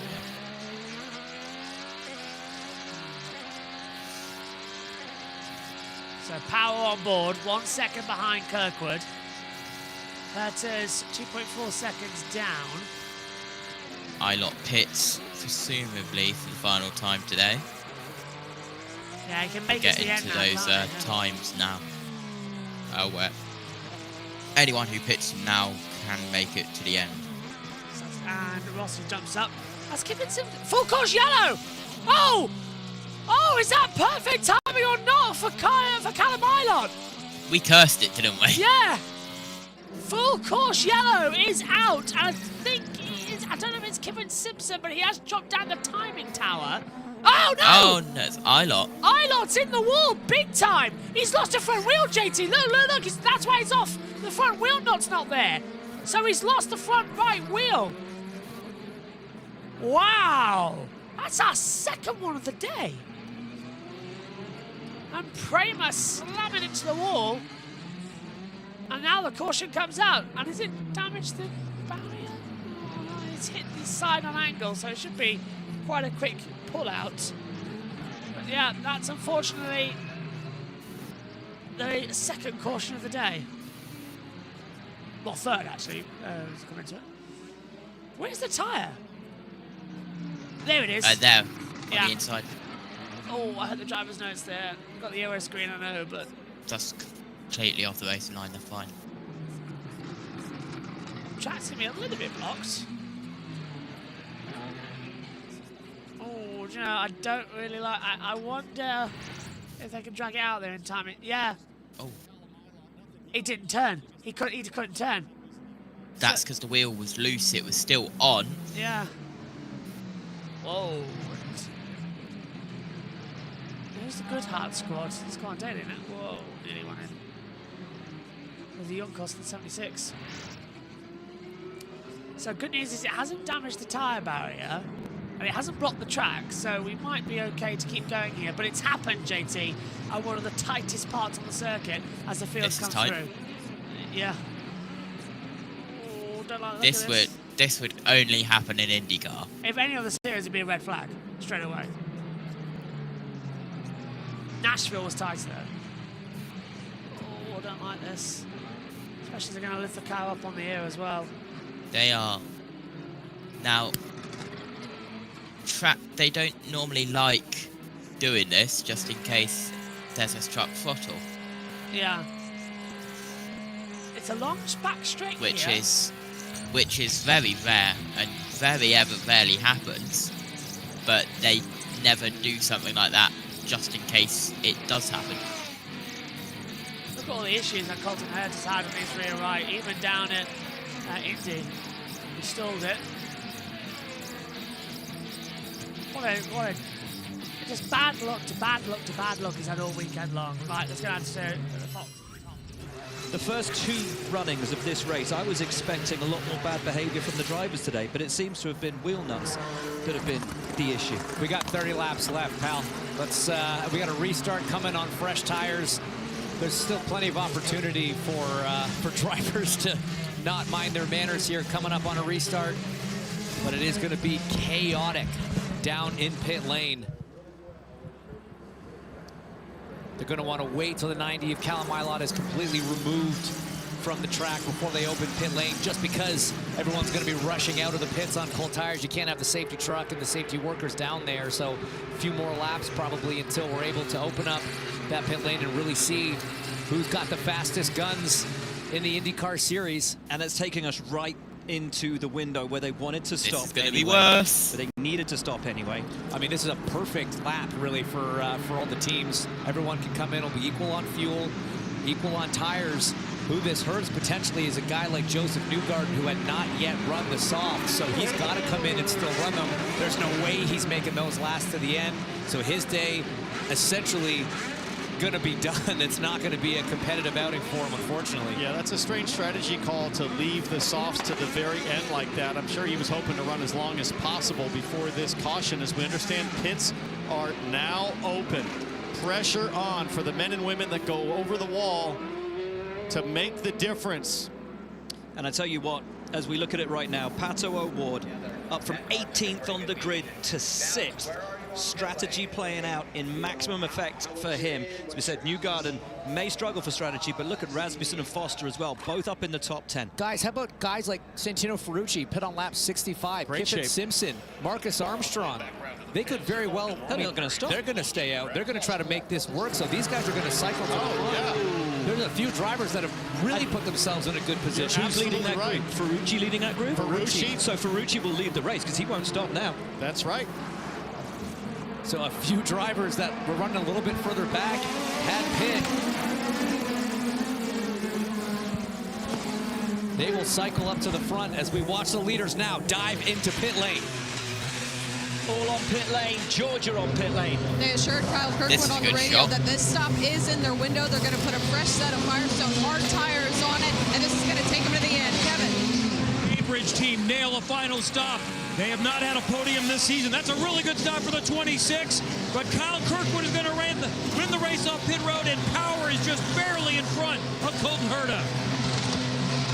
As they all funnel through pit exit, it's pretty much the order in which they came in.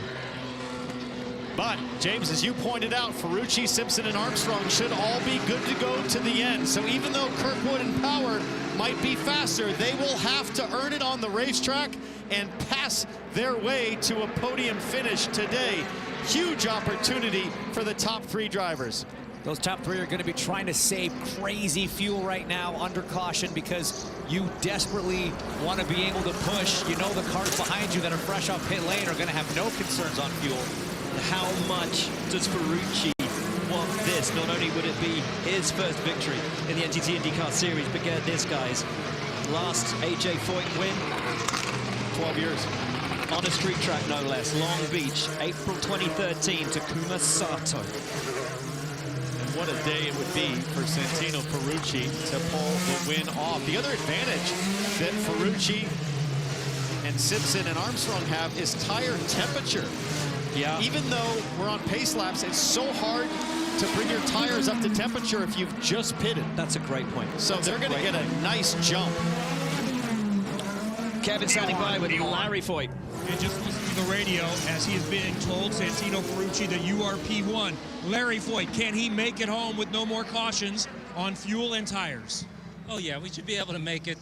We lost telemetry there for a little bit, so it was, even on that last stop, just a little bit close, but we've restored the system. We're getting caught up now, so, yeah, this yellow definitely helps, but I think we'll be okay. Is the car good enough to keep people behind him? Oh, I think so. I mean, it looks like the pace has been okay. We've just kind of been in the middle of the pack all day, but Santino's done a good job advancing, and yeah, let's see what happens. What a story would be. AJ Foyt Racing could win here in Detroit. I want you to think about this for a second, guys. You remember the radio communication on telemetry? They told Ferrucci, just pit when you see your fuel light. That might have been the ultimate stroke of good fortune, because I'll bet Ferrucci could have stayed out longer had telemetry been working. So as soon as he saw fuel light, he's like, okay, I'm just going to pit to be safe. And it ended up being the best set of circumstances to now take the lead. I don't believe this, JT. Santino Ferrucci could be to win the race. What is going on right now? The day after his birthday. Oh, Townsend Bell must be having kittens right now. Here we go then. Time for a restart. Who is going to win in Detroit? This is going to go very quickly. Hold on to your hats, folks. 27 to go. The 14 leads, followed by the 8 and the 66. We are racing again on the streets of Detroit as we head down towards turn number 1. Ferrucci leading from Simpson. Look up from the back from Armstrong. Does he make it into the corner? Yes, he does. Palou! Alex Palou! Alex Palou! He's in the wall!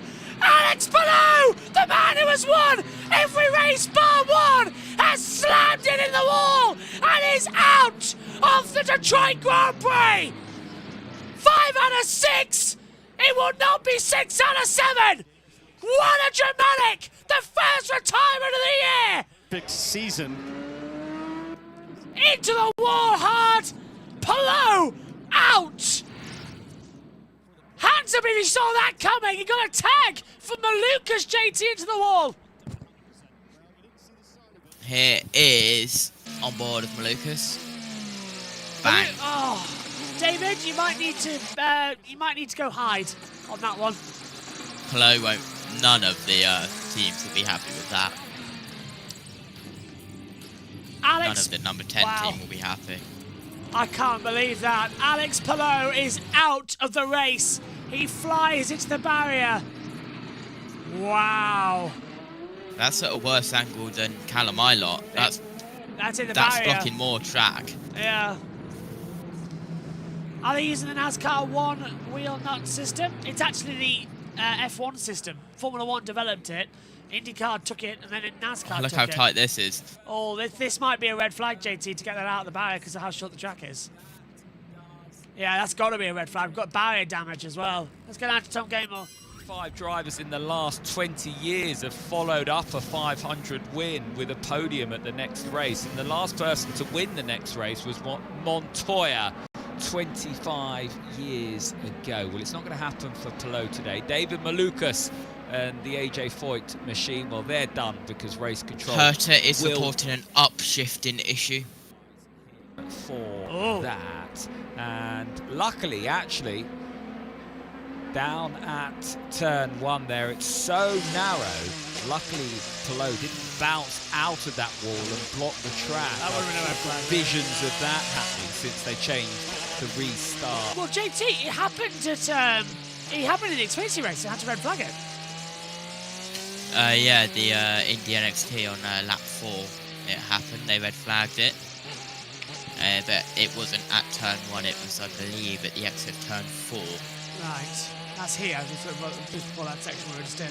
Kirkwood and the likes of Will Power and Herta, well, they weren't going to have to. They have more push to pass as well further back. If you're fuel saving, you can't use your push to pass. So it was still very much advantage Carl Kirkwood, Will Power, Colton Herta, 4th, 5th and 6th. But now, with a bit more yellow, that means less fuel save, more chance of using your push to pass and defending your position. So things looking very good for Santino Ferrucci, Kiffin Simpson and Marcus Armstrong. Carl Kirkwood has already been told by his Andretti crew that if he wants to win this race, then he has to pass those 325 laps until the checker. And that is a wrecker. Chip Ganassi machine of Alex Palou. Oh dear. Being wheeled out the way. run is over. Alex Palou is out of the Detroit Grand Prix, the number 10, taken away from the track by the AMR safety crew. And this is, well, recent history, the last 10 winners of the Indianapolis 500. Their next result, the best, Takuma Sato, a P2. For everybody else, nothing really to write home about. And for Alex Palou, the worst one, DNF. Did not finish on the streets of Detroit. Big losers on pit lane. Foster, big loser, lost 4 spots under caution as everybody stopped. And guys, what about this? A quarter of the race to go, 26, 25 laps. The top 3 have never won an NTT IndyCar Series race.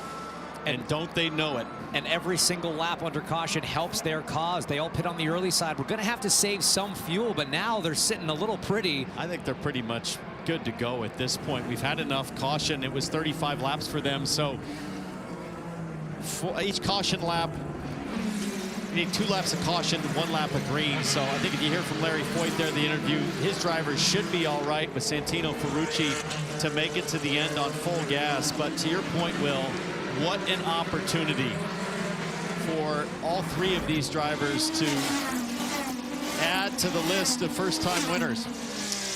I can tell you, the most recent winner out of the 3 was Marcus Armstrong, who won in Formula 2 in Zandvoort back in 2022. Then it's Kiffin Simpson, who won in Formula Regional at the Circuit of the Americas in 2021. Santino Ferrucci's last win in open wheel racing came in the Toyota Racing Series at Circuit Chris Amon in 2015. A decade for Santino Ferrucci. He leads this race after an incredibly impressive, as if that's any surprise, Indy 500. 7 Indy 500s, 7 in the top 10 for Santino Ferrucci. Malukas stop-and-go drive-through penalty. You know what, there's been a purpose to Santino this year. It feels like some of the wild excesses of previous years have been put to one side. Here we go. He's appeared so focused and so fast this year as the lights are out on the safety car, and Ferrucci will bring the field back to green. There's a gap between Simpson and Armstrong. What's Armstrong doing half asleep? Ferrucci will get this thing back to running. And we go racing again, but for how long? Forward down to turn 1. Ferrucci, Simpson, Armstrong. Ferrucci this time locks up. Does he go into turn 1? Okay, yes he does. And everyone's sliding around. And JT, they've got through safely. Fingers crossed, yes they have. Out down towards turn 3, the next danger zone of this circuit. Side by side, Armstrong, Kirkwood. Oh, Kirkwood's under a bit of pressure. He's on back because Armstrong's on the outside line. Lane of the brakes. No, nothing there. Oh, it was a bit hard.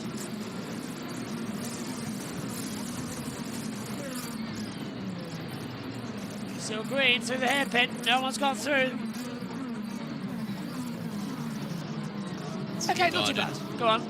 Looking up the inside, isn't able to do it. Possibly 3 wide, very nearly, but not 3 wide. It was a standard 3 wide. That was Ericsson nearly in the wall. Ericsson trying to go side by side with... It wasn't Scotty Mack. David Malukas heads into pit road for his stop-and-go penalty. And that was, I believe, 18 seconds. So that is how long a... And there goes... Stop-and-go penalty is it. Hertet dives still on the inside line as well, getting ahead of Newgarden. And also getting ahead of Christian Rasmussen. Ferrucci still leading, and now we've got Simpson under pressure from Kirkwood. Well, it looks like the pattern... Oh, dang on, did Simpson just lose part of his front wing there under braking? I swear Kirkwood came back across the track, but it's still there, but there was something that got kicked up. If Kirkwood wins this race, we would still only have 2 winners this year, that being Kirkwood or Palou. How insane is that? Well, it turns out that this is the most unpredictable race of the year, not the Indy 500. Like I said a week ago in that crazy 500, that was a bit dull, to be fair. It was it had energy in places, but it was very dull. Still going on board now.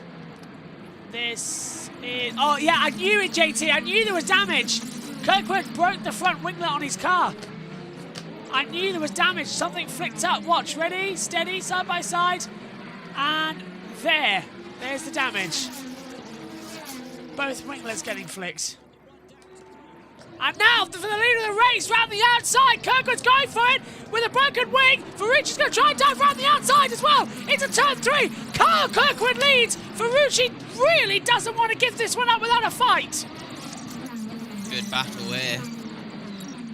It'll be 20 to go. Good move. Yeah. I think Kirkwood's got this one. It's another long beach. Ilot's out of the medical centre, by the way. So he is okay. Into the braking zone, past the old start-finish straight for Formula 1. Over the control line where the pits is. This is where the restart and checker flag zone is for the race winner. Looking than I am. Alex, just tell us from your perspective what happened there. Yeah, I haven't seen it yet, but I for sure somebody hit me behind. Yeah, very unfortunate. We did an amazing recovery this weekend. Didn't really have much space at the beginning. And I thought we were running good to try and sneak into the podium at the end. So, yeah. Doesn't feel great, but nothing we could have done there, I think. Better luck next weekend, champ. Disappointment for Palou. For the first time this season, he will leave a weekend without a podium. Kyle Kirkwood leads from Santino Ferrucci. Let's go to John Gatemore. This has all the memories of Alex Palou and Toronto. I think it was 2023 when he had that damaged front wing and managed to hang on. Just trying to, my brain's turned to mush, but just trying to fact check that as we come into the break. But pretty sure it was 23 and Palou and Toronto. But now it's Kyle Kirkwood, the streets of Detroit, and it's the left side of that wing. This circuit is the bumpiest track anywhere on the INDYCAR track. Now they're going to be at 180 miles an hour. The load on that wing with all the bumps and it resonating up and down, if it's going to break, it's here and at the moment dragging across the ground as we head down to the turn 3 hairpin. Will Power, no need to use the big chrome horn there. And that Team Penske machine through on Kiffin Simpson. Now he has his sights set on Santino Ferrucci and Colton Herta now looking at the back of the Chip Ganassi machine of Kiffin Simpson. This for 4th position. Power has his sights set on 2nd. And these two, Santino and Kiffin Simpson, now with the fuel save starting to be eaten up by the front runners around them with fresher tyres and more fuel on the car. Kyle Kirkwood's gone and he'll just have everything crossed. So will Rob Edwards, so will everyone. Brian Herta, the whole Andretti Global crew. As we look on board with Colton Herta now on the hybrid with the push to pass. And he's going to get the run on Kiffin Simpson, who tries to keep his nose in it. Colton Herta So much more speed. It's impossible how much more speed he had down there that back straight. Simpson just looked like he was standing still. It's not a difference of tyres. Just push to pass. Simpson's only got 15 seconds left. Herta had 49. So just didn't stand a chance. Even the hybrid power wasn't worth it in the end. Come on, Kirkwood. The GOAT is back up front as well. Says P51 Mustang and Fly as well.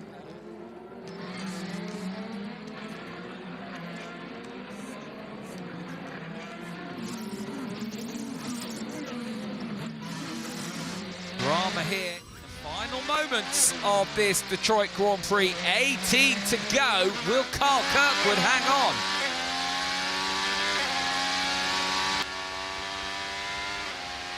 Yeah, can he? Or are we going to see Santino Ferrucci win this race? That would be a surprise. Riding on board. Power closing in on the back of Ferrucci. The gap between them 0.7 of a second. Ferrucci's down 3 seconds back to Kirkwood. Kirkwood's taken off into the distance here. Just gone, okay, I'll take it. Look at Kirkwood. He's damaging He's got a broken wing, and he's still doing a good job. I don't know how. It is Miracle Man. Carl Kirkwood is going to win a race when Below's crash. Georgia. Plan for it. Kevin. For Santino Ferrucci, right after he lost the lead, he said, I just need to get the tires cleaned off, and that's all he said in the last few laps. But keep in mind what is available today. Just trying to stick on the podium as Will Power challenges him. His best finish on a non-oval is 6th. The last time AJ Foytkar finished on the podium on a non-oval 10 years ago in Detroit, as Power has a run. Round the outside, he gets ahead of Ferrucci into turn 3. Ferrucci can't come back, but Power's got no brakes on the brakes into turn 3. He's got him, and he's still going to try and have the action. To come through on the inside, we've got a yellow flag out on the track. Who has binned it into the wall? So full course yellow. I can't see who it is at the moment. No one really... Oh, big one! It's Rosenquist. Huge accident, sure to bring out the red flag. That's at 181 miles per hour down in that braking zone. Let's see how much of the speed he scrubbed off. There's 2 cars. There's 2 cars. Look at the AML safety team sprinting down. 45, JT, the 45. Just got straight down into the escape road. This is going to be a red flag for sure. Huge accident at the hardest point of the circuit. It's Louis Foster who's down at the other end of the track. And the caution out, certainly to bring out the red flags. The MR safety team will do their job. Yeah, don't show the TV angles, please, Fox, on this one. Oh, okay, so he's got Ferrucci. Yeah, okay, so Foster's gone straight on JT, and he's dislodged all the tyre barriers. Thank God that tyre barrier was there, but that was a huge hit, and I can see the MI safety team talking to him now in the car. Let's take a look at it, JT. I don't really fancy this thing connecting because it's going to be a big accident. So how does... Foster brake failure. Look how far he's back. Oh my goodness, yeah. Oh, toe poacher. Oh, suspension fails. Suspension broke. And he just plows into the back of Rosenquist. Oh my goodness me. So suspension broke, decreased in, as soon as he hit the brake, suspension broke. That's at 180 miles per hour. Oh. Yeah. I won't be surprised if there have been days. Take a look at this in the track camera, the runoff area. Oh. Oh, that's a large hit. Not as bad as a hit you would think from Louis Foster. It's Rosenquist I'm more worried about, considering how sudden a stop he had.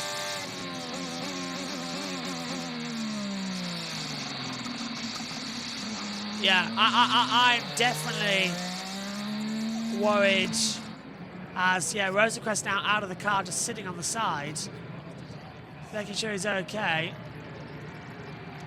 Louis Foster is also sitting at the side of the car, has been extracted, both winded, but the great news is that they are both out of the car, and the safety car is out. We will presumably have to go to a red flag to clean this track up. We don't have much time left on the board. A red flag would be the natural to get it sorted, and they're both walking away, JT. That's the good sign here. But Rosenquist, he's holding his helmet there a little bit. I wouldn't be surprised. He looks dazed, doesn't he? Doesn't look 100% healthy. Yeah, we'll see. We've got 2 weeks gap until Gateway. Yeah. No sign of the red flags yet. Usually our control monitor would tell us. But there's a lot of cleanup with 15, well, will be 14 to go. The logical assumption here to assure a green flag finish would be to stop the race. Yeah, look, we've now got ambulances and medics on site. This is not going to be a quick run, and they don't need the cars going through there, do they? This will be a stoppage to the race. Big hit. Final laps in Detroit. Well, anything can happen in 15 laps. Certainly a big one. As I think... Do I hear Tom Kamer in the back? He is there, but I'm staying in case we get a red flag. So they're both now walking. A miracle they've walked away, JT, to be fair. That's the best thing here. That was... Yeah, just having a look at stuff in the back. They're taking their time with Felix. I'm not surprised because of how hard a hit it was.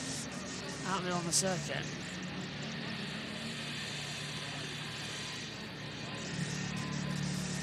Yeah, I'm okay, he says to the AMI safety group. They will take him on the stretcher. It's part of the rules. In a sudden impact, it's sent off the G meter. It will be a sit-up and just a check at the medical centre. Let's head down to race control. Into the wall. Wait. And now Felix. Go on. Those officials in the blue, like the full blue, they're Michigan International Speedway EMS. They've got it on the back, so they're the Speedway officials. Oh wow! Yeah, look at the back of the. Oh yeah, it says on the jump. Yeah. He's on the stretcher, and he'll be off to get some attention. Not the way he was hoping. Okay, that's good news. Yeah, good. Go on, JT. Yeah, so the red flag. Red flag. Red flag's out. Yeah. We can see now on the start-finish straight at the main control line the red flag, as JT now has the red flag. It has to happen as the crowd applaud, but there's a lot of clean-up work to be done here at Detroit, so the red flag is out with 14 laps to go. Right, let's head down to Fox then, as the race is suspended. The red flag is out. Race control now deciding that finishing under green would not happen in the 14 laps. They'll repair the barriers, also the tyres down at the runoff of turn 3. The drivers will get the attention that they deserve.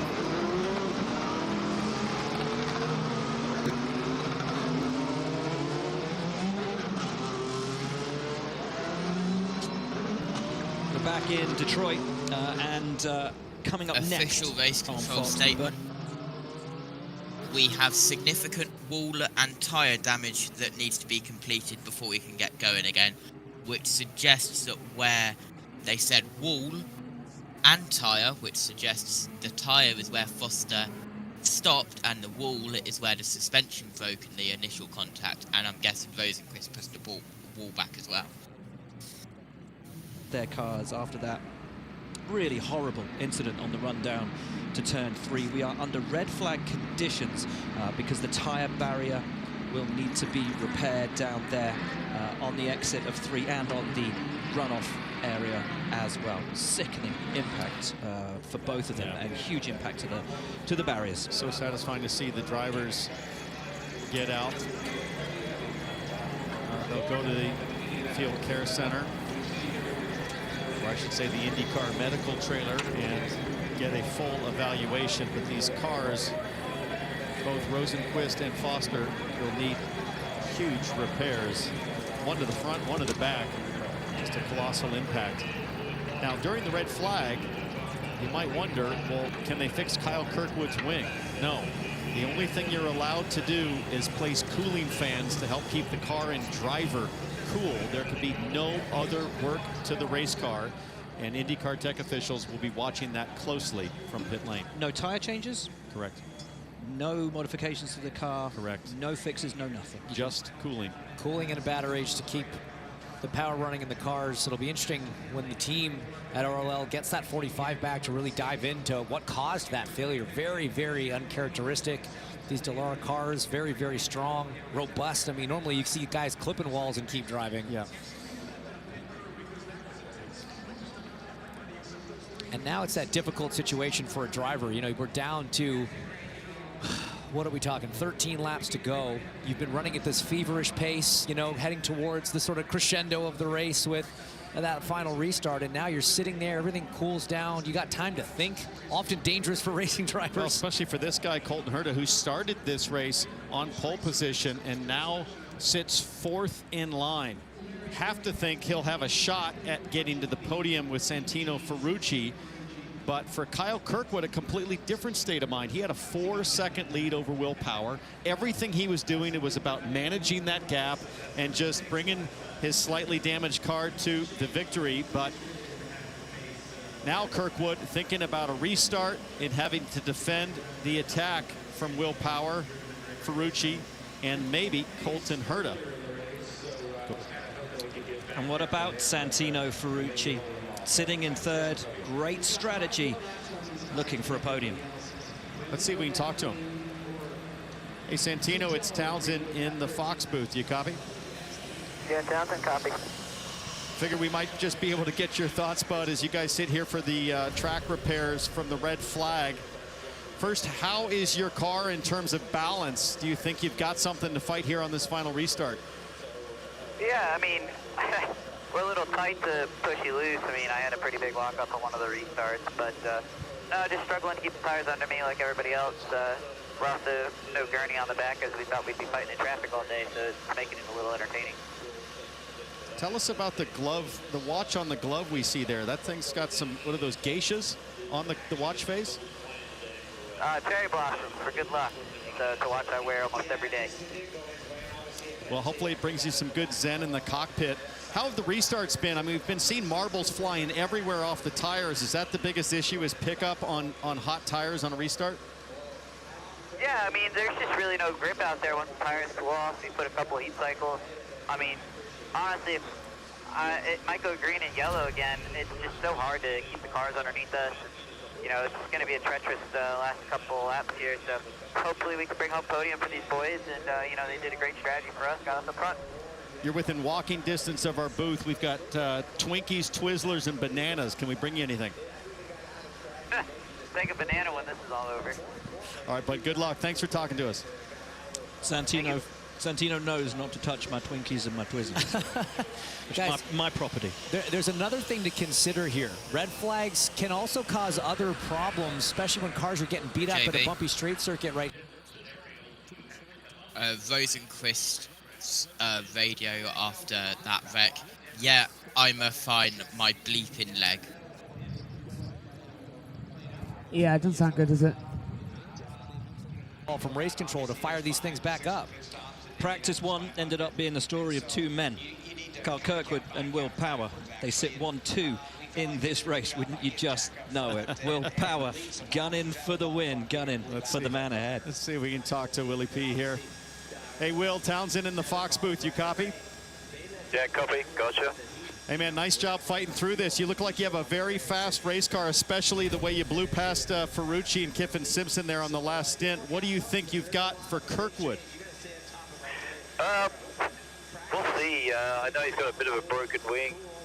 My car's been really good. It gets better as the run goes. So, yeah, if I can have a shot, obviously I'll go for it. But also got to be smart.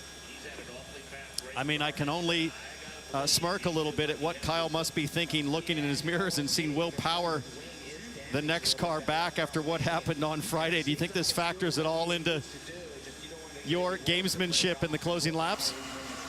No, not at all. Not at all. That was certainly won't be doing any of that. Obviously looking for a nice clean pass if I can do it. Otherwise, yeah, I won't go for it. All right, well, thanks for talking to us, Will. Best of luck here in the closing phases. Great job so far. Excellent, thank you. And a look back at what happened in that Friday practice. I mean, it worked Friday. I don't know why he wouldn't try it again. No penalties. They don't really officiate the practices the same way they do the races. Obviously, the guys all had a good laugh about it after, but not as jovial about it as it was happening with Kirkwood. Yeah. Can I say how cool it is we get to talk to drivers while they're just sat there on pit lane getting ready to go back out during a red flag period. From the world that I've come from, drivers talk to their teams during a red flag, let alone the press. After a very good race, even though he did hit the wall after a pit stop, the number 21 of Christian Rasmussen has retired from the race due to a suspected electrical issue. Positions, but to take the fight to inarguably the fastest man around this weekend, Kyle Kirkwood is your race leader. We'll go back to racing ways soon here on the streets of Detroit.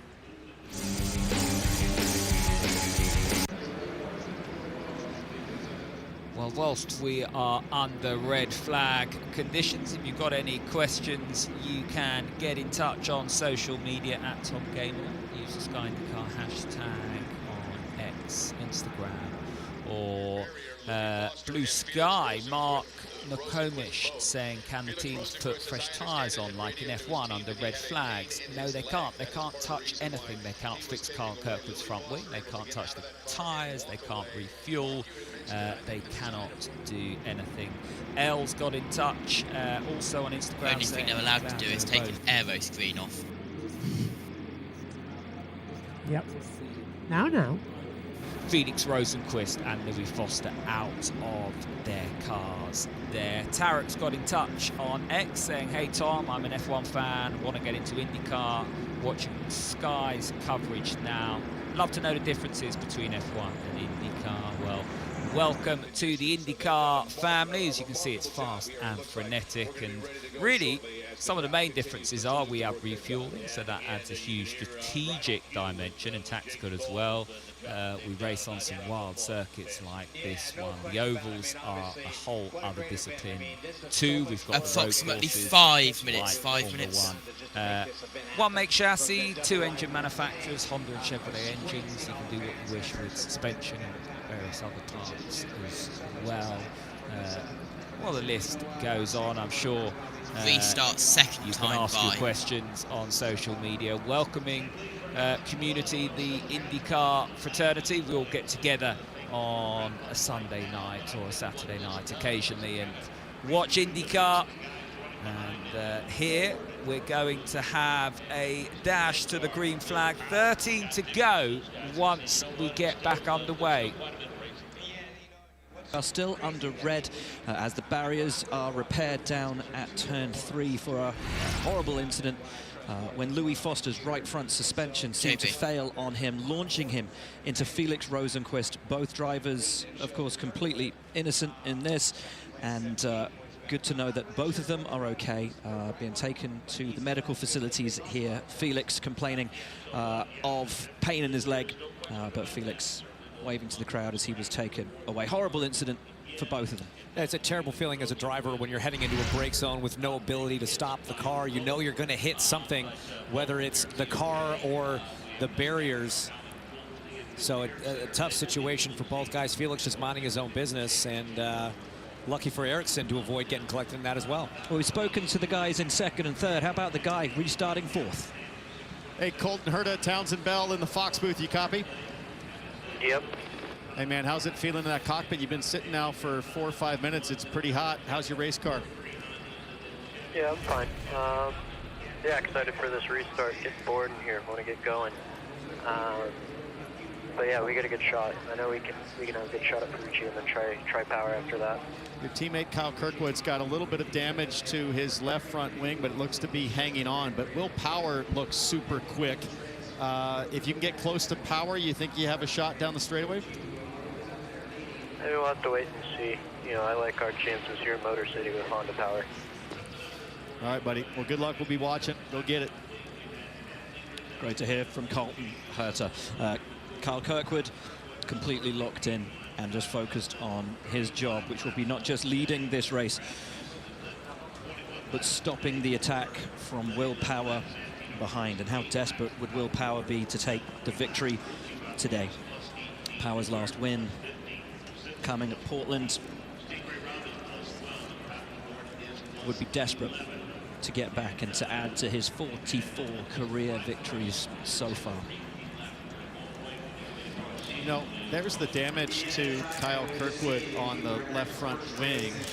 And it doesn't look too bad here, but we know that under the speed of the air, you know, 180 miles an hour, that thing's flexing all the way down to the ground and rubbing. And as tempting as it would be for the team to address or try to fix anything, they're simply not allowed to under red flag conditions. Let's go back down to pit lane. Georgia? Yeah, and as you look at the wing, Kirkwood did radio to Brian Herta and say he didn't notice much on track, and the 27 car is still handling well.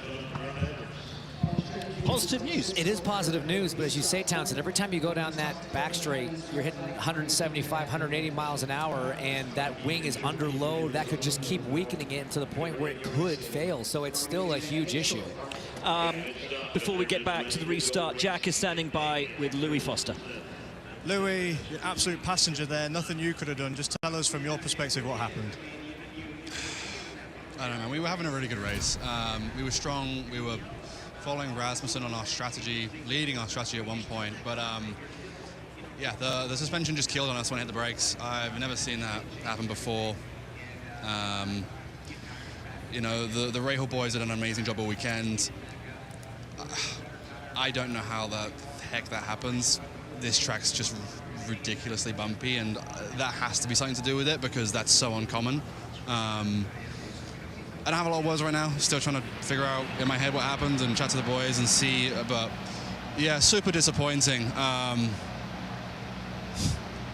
about it. Well, I'm glad you're okay. That's Louis Foster, seen and released from INDYCAR Medical. Thanks, Jack. Very lucky there, we'll see JB, because if he didn't have crashed into Felix Rosenquist, that would have been around 150, 100. They brake at 180, but hitting the wall would have knocked some speed off. But that would have been over 125 miles per hour into the tyre barrier head on. And you saw the damage he did without even braking. It just went, it almost hit the third layer at the back. So yeah. Yeah. So restarting, 2 laps behind the pace car, and we're green. The debris that they might have picked up when the tires were raced. Hello, SW from Las Vegas. Hoping for Armstrong podium and Kirkwood win, and Rosenquist on board looks scary. He really did. It was a sudden jolt I didn't like. There on pit lane. Every car remaining seemingly operating just fine, and we'll keep an eye on this, that left front wing of leader Kyle Kirkwood. Damage from contact earlier. It's been hanging tough so far. Hanging tough, but every time he comes out of turn 2 and gets onto that back straight, he's going to be thinking about it. It's very bumpy down Jefferson Avenue towards turn 3. Every bump just, again, putting that shock through the front wing. Guys, you both raced the NTT IndyCar Series. When you have a restart like this with just over 10 laps to Pace go, cars is it being like told to pick up the pace so drivers can get heat in their tyres. Start, do you consider things differently? Do you take the time over things? Are you a bit more cautious, or are you just throwing caution to the wind and saying, you know what, I got 10 laps, let's go? My focus totally would be on getting my tires maximized, make sure my brakes are in the right operating temperature for this restart. Biggest thing, though, is tires. You want to work extremely hard to get them cleaned up, and that's what Kyle Kirkwood's doing right now. That's just it. I mean, a normal restart, your tires are still warm, you're still circulating around the racetrack. Now, the cars have been sitting in pit lane, they're cold. Like you said, Townsend, the brakes are cold, so you only have that one warm-up lap that we're getting here to try to get some semblance of heat. This is closer to the original race start, but on old tires. And if I was coaching myself, or if I was one of the strategists on the timing stand, Will, I would be reminding myself or my driver, no mistakes here. One mistake could take you from the podium to last place in the current running order of cars on track. This place does not like small mistakes. It will penalize you in a big way. We heard from Colton Herta his objective to get past Santino Ferrucci and chase the 2 leaders. We heard from Santino Ferrucci his hopes that his tyres will hang on for these final now 12 laps. We heard from Will Power, one objective, one goal, race victory. We didn't hear from Carl Kirkwood. He, too in the moment, too focused on his one objective and his one goal today. And that is race victory. We're ready for the restart. 11 laps to go here. What on earth are we going to witness? Into the penultimate corner. Green flag is in the air.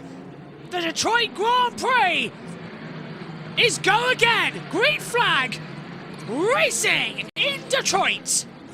Kirkwood's got a brilliant restart. Power's almost been left in the dust as you come in towards turn number 1. Big lock up there from one of the McLarens as well, coming through from Christian Lundgaard. Nearly run into the back of Pato O'Ward, but it's literally brilliant from Kirkwood. He's used a little bit of push to pass, but mainly hybrid JT on the back stretch. Now slipstreaming begins as we head down to turn 3. Yeah, it's really down towards turn 3. Kirkwood down on the brakes, turns in. Power as well goes down to 33 miles per hour. That's 6 miles per hour below the normal minimum speed of that corner, so you can tell they're in race pace. And we are 11 to go. We'll be 10 to go this time by, and well, it's been a very dramatic 15 laps to go.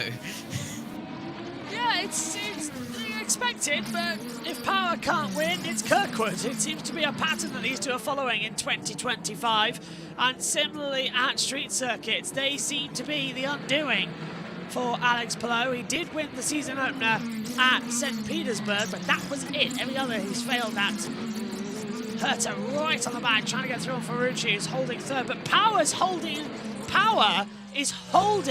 Ferrucci up, and Herta too, because Kirkwood's taken off now in the distance. He's pulled out 2.4 seconds. If I was Ferrucci, I'd go for the move on Power now. Power's looking to see where he's going to go, left or right.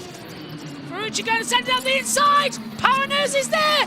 Just enough room. It's beautiful for Tino Ferrucci. And now Herta's going to swing round the outside. Power's going to go in late. Herta saw that coming and does the old switchback.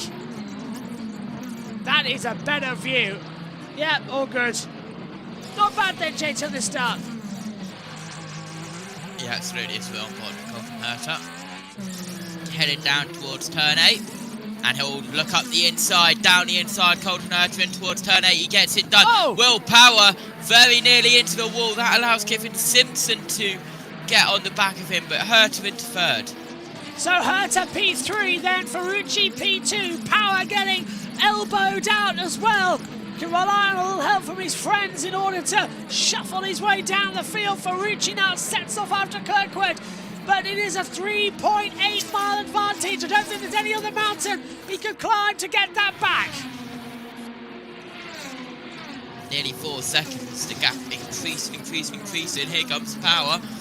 Looking back on Herta. Simpson just behind him. Simpson currently in the top 5. It just keeps on looking a bit difficult now. As I try and wake my leg up as well. He's feeling a bit dead after standing all day in the box. Oopsies!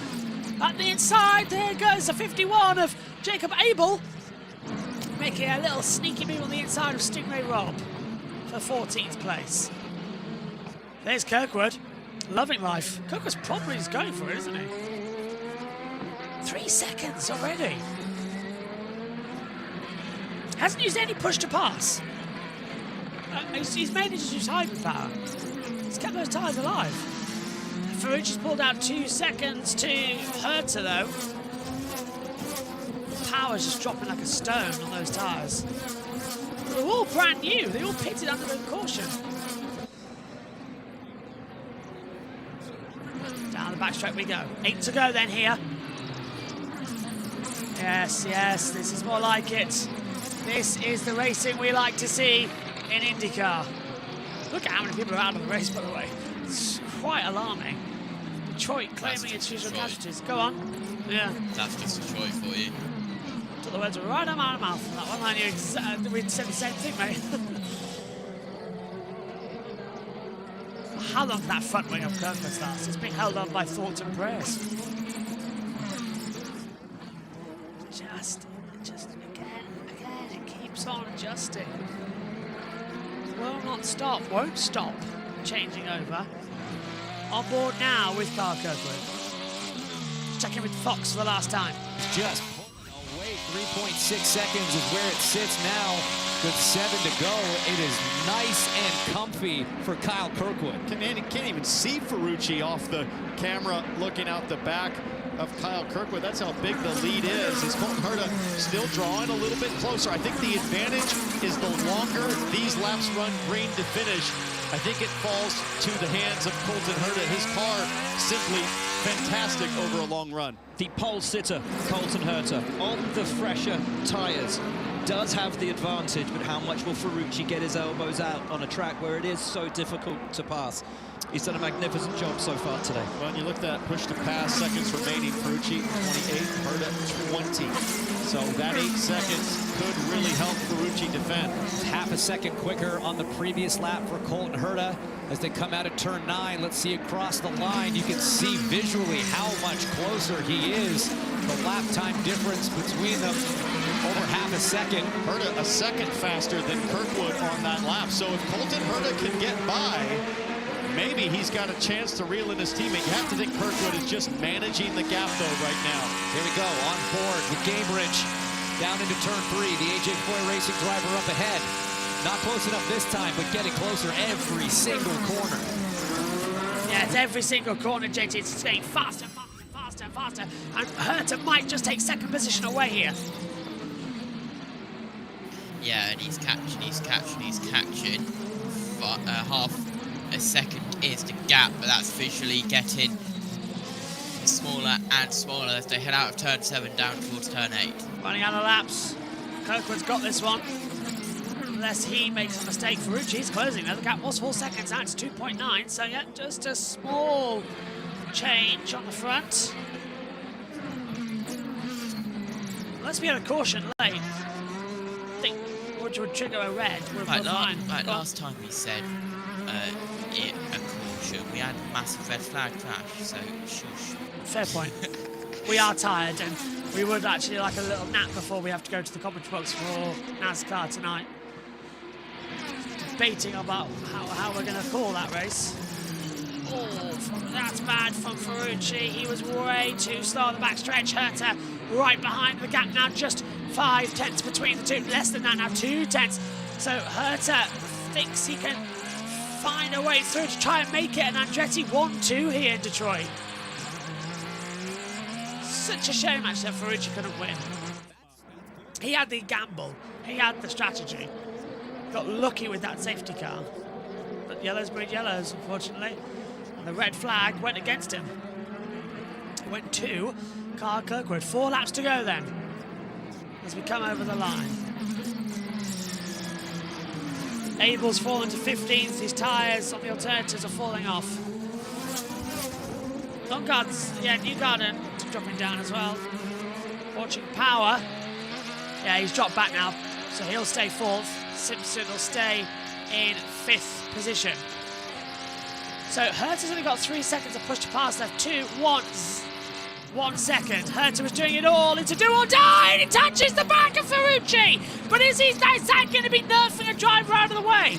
Herta backs out of it, touches the back of Ferrucci. He used all his push to pass and just bumped him out. Seen that enough today, thank you very much, in Formula 1. Don't see an INDYCAR. Holding through once more. 3 to go. This has been successful, hasn't it, JT? Not a bad race here. Yeah, it's actually been a decent Detroit Grand Prix. It has the contact stand going in towards turn 3. Here's the onboard of Herta. Looking not to lose his front wing. First 50 laps flew by, but go on. Did Ferrucci leave enough space? I don't think he did, no. He had that inside line completely blocked off. So he went for it and then went, oops, hang on. Now Power's on the back of Herta. Round the outside. Power's using all his push to pass. Herta's going to lock up. Power's going to have to see that coming. Gives him enough room. Herta out of push to pass. Yeah, he had to use all of it to get back on the throttle. So he's used that last second. He's out now. But Power is still only on 9. That's not going to be enough. We're running out of time here. Ferrucci needs to hold on to that 11 seconds to push it. But we have got hybrid power to make some boosts, though. That still plays an overtaking position. So that's not even over just yet.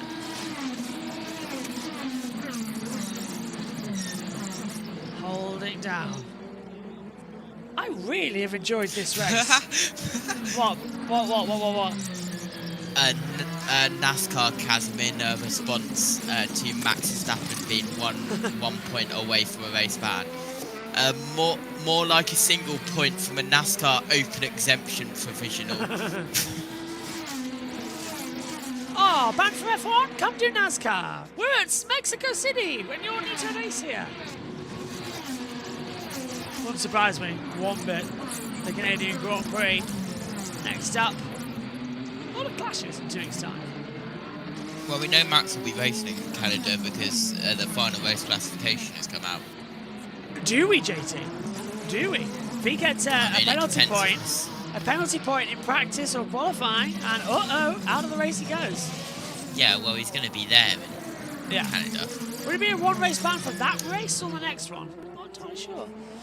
Either way, white flag in the air here in Detroit. There's the white flag. The next flag he sees will be the Advanced Auto Parts checkered flag. What a day. Just checking. Or will it? Yeah, just checking that there was no sponsorship deal, because I've never actually listened to Will Buxton. on the end of that. Now, is Power going to have one more go? He is. He's using his push to pass now. 7, 6, 5, 4, 3, 2, 1. He's trying an outside maneuver. Herta knows it's there. He crosses over to defend. Power's going to try and get the switch backaroo. Nope, nothing there, I'm afraid. Why did Power think the outside would work there? False maneuver. Well, it seems in INDYCAR in 2025, if you're not Alex Palou, you're Kyle Kirkwood. 2 different winners this year, same races. It's not 6 out of 7, it's still 5 out of 7, but it's 2 out of 7. Kyle Kirkwood wins for the 2nd time this year and still is the only driver to beat Alex Palou in this season. And he's done it today, just like he did Long Beach, in super fine style. Kyle Kirkwood wins for Andretti in a superb race in Detroit. Santino Ferrucci is 2nd, and Colton Herta is 3rd. What a race, JT. Yeah, well, Power in 4th, but Kiffin Simpson getting a top 5 in that number 8 car. As we are on board with Kirkwood, so we've got a new streets king then. Yeah. A new one coming through once more. Right, let's check in with Fox and the team, and we'll be back at the end. In Detroit. And what a day to capitalize on the misfortune of Alex Palou. We've been celebrating Palou's dominance all season. This is the only other driver to win a race against Palou, and now by winning with Palou's issues, Kirkwood moves to 2nd in the championship, 78 points back. We thought this championship was over. Kirkwood's saying today, no, it's not, buddy. You're going to have to defend against me down the stretch. Well, a phenomenal day for the Andretti team. 1st and 3rd with Kirkwood and Herta. But guys, a word for Santino Ferrucci. The best result of his IndyCar career. 2nd place, thoroughly deserved. Made a different strategy work and looked completely in control all the way through, defending against guys who should have made it past him with ease. Absolutely, but what I'm looking at, guys, is we are now 7 races done in this championship. Only 2 drivers have won races. Alex Palou and this man here, Kyle Kirkwood. You go back to 2021, we had 7 different winners in the first 7 races. This is a truly remarkable season. Big shout out to Kiffin Simpson for his career best finish, coming home 5th, his previous best 10th on the streets of Long Beach. And what's more, the top Ganassi.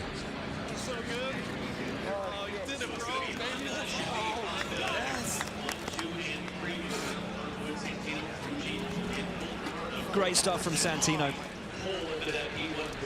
Lovely to see.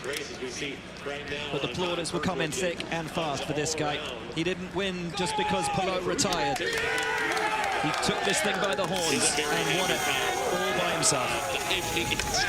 The arms of his team. Yeah, he's going to lobby, as they said on the IndyCar Radio Network. He's going to lobby for a lot more street cars. And he moves up to 2nd place in the season standings behind Alex Palou, who leads here in